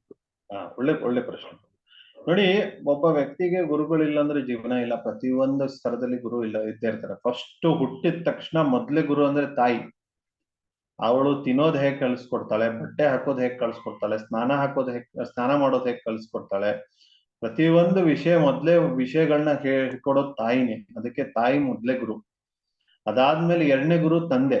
ಅವರು ಕೂಡ ಬಹಳಷ್ಟು ಜೀವನದಲ್ಲಿ ಮಾರ್ಗದರ್ಶನ ಕೊಡ್ತಾರೆ, ಇಡೀ ಜೀವನ ಪರ್ಯಂತ ಅವ್ರು ಮಾರ್ಗದರ್ಶನ ಕೊಟ್ಟೆ ಕೊಡ್ತಾರೆ. ಅದಕ್ಕೆ ಇವರಿಬ್ಬರಿಗೆ ಗುರುಗಳ ಸ್ಥಾನದಲ್ಲಿ ಆಧಾರ ಕೊಡ್ಲೇಬೇಕು, ಇದರಲ್ಲಿ ಸಂಶಯನೇ ಇಲ್ಲ. ಇವರಿಬ್ಬರಿಗೆ ಕೊಡ್ಲೇಬೇಕು. ಅದಲ್ಲೇ ನಮ್ಮ ಕುಲಗುರುಗಳು ಇರ್ತಾರೆ, ಊರಲ್ಲಿ ಹಿರಿಯರು ಇರ್ತಾರೆ, ನಮ್ಮ ಚಿಕ್ಕಪ್ಪ ದೊಡ್ಡಪ್ಪ ಇರ್ತಾರೆ, ಇವರೆಲ್ಲರೂ ಆದರಣೀಯ ವ್ಯಕ್ತಿಗಳೇ, ಅವರೆಲ್ಲರಿಗೂ ಆಧಾರ ಕೊಡ್ಬೇಕು, ಪ್ರಶ್ನೆನೇ ಇಲ್ಲ ಇದರಲ್ಲಿ. ಇವಾಗ ಏನಾಗುತ್ತೆ, ಪ್ರಹ್ಲಾದ್ ಮಹಾರಾಜರ ಹತ್ರ ಪ್ರಹ್ಲಾದ್ ಮಹಾರಾಜರು ತುಂಬಾ ಆಧಾರ ಕೊಡ್ತಾ ಇದ್ರು ತಮ್ಮ ತಂದೆಗೆ. ಆದ್ರೆ ಯಾವಾಗ ನಾರದ್ ಮುನಿಗಳ ಉಪದೇಶ ಬಂತು, ಅದರಲ್ಲಿ ಆಧ್ಯಾತ್ಮಿಕ ಉಪದೇಶ, ಆ ಆಧ್ಯಾತ್ಮಿಕ ಉಪದೇಶ ಬಂದ್ರು ಕೂಡ ತಂದೆ ಆಧಾರ ಮಾಡೋದು ಕಮ್ಮಿ ಮಾಡೇ ಮಾಡ್ತಾ ಇದ್ರು.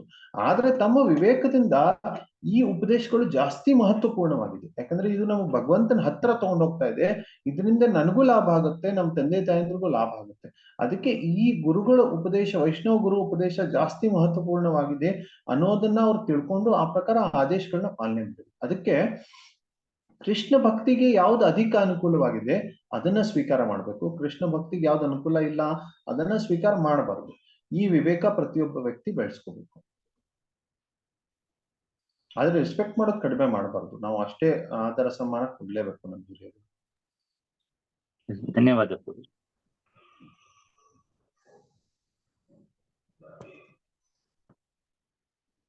ಹರೇ ಕೃಷ್ಣ. ಇವತ್ತು ಜಾಸ್ತಿ ಬೆಳೆಸಿದ್ವಿ, ಆದ್ರೆ ಪ್ರಶ್ನೆಗಳು ಬಂದು ತುಂಬಾ ಉತ್ತಮ ಆಯ್ತು, ಚರ್ಚೆ ಚೆನ್ನಾಗಾಯ್ತು. ಎಲ್ಲರಿಗೂ ಏನ್ ಸಮಸ್ಯೆ ಆಗ್ತಾ ಇಲ್ಲ ಟೈಮಿಂಗ್ದು? ಬೆಳಿಗ್ಗೆ ಹೊತ್ತು ಎಲ್ಲರೂ ಬ್ಯುಸಿ ಇರ್ತಾರೆ, ಏನ್ ತೊಂದ್ರೆ ಏನಾಗ್ತಾ ಇಲ್ಲ?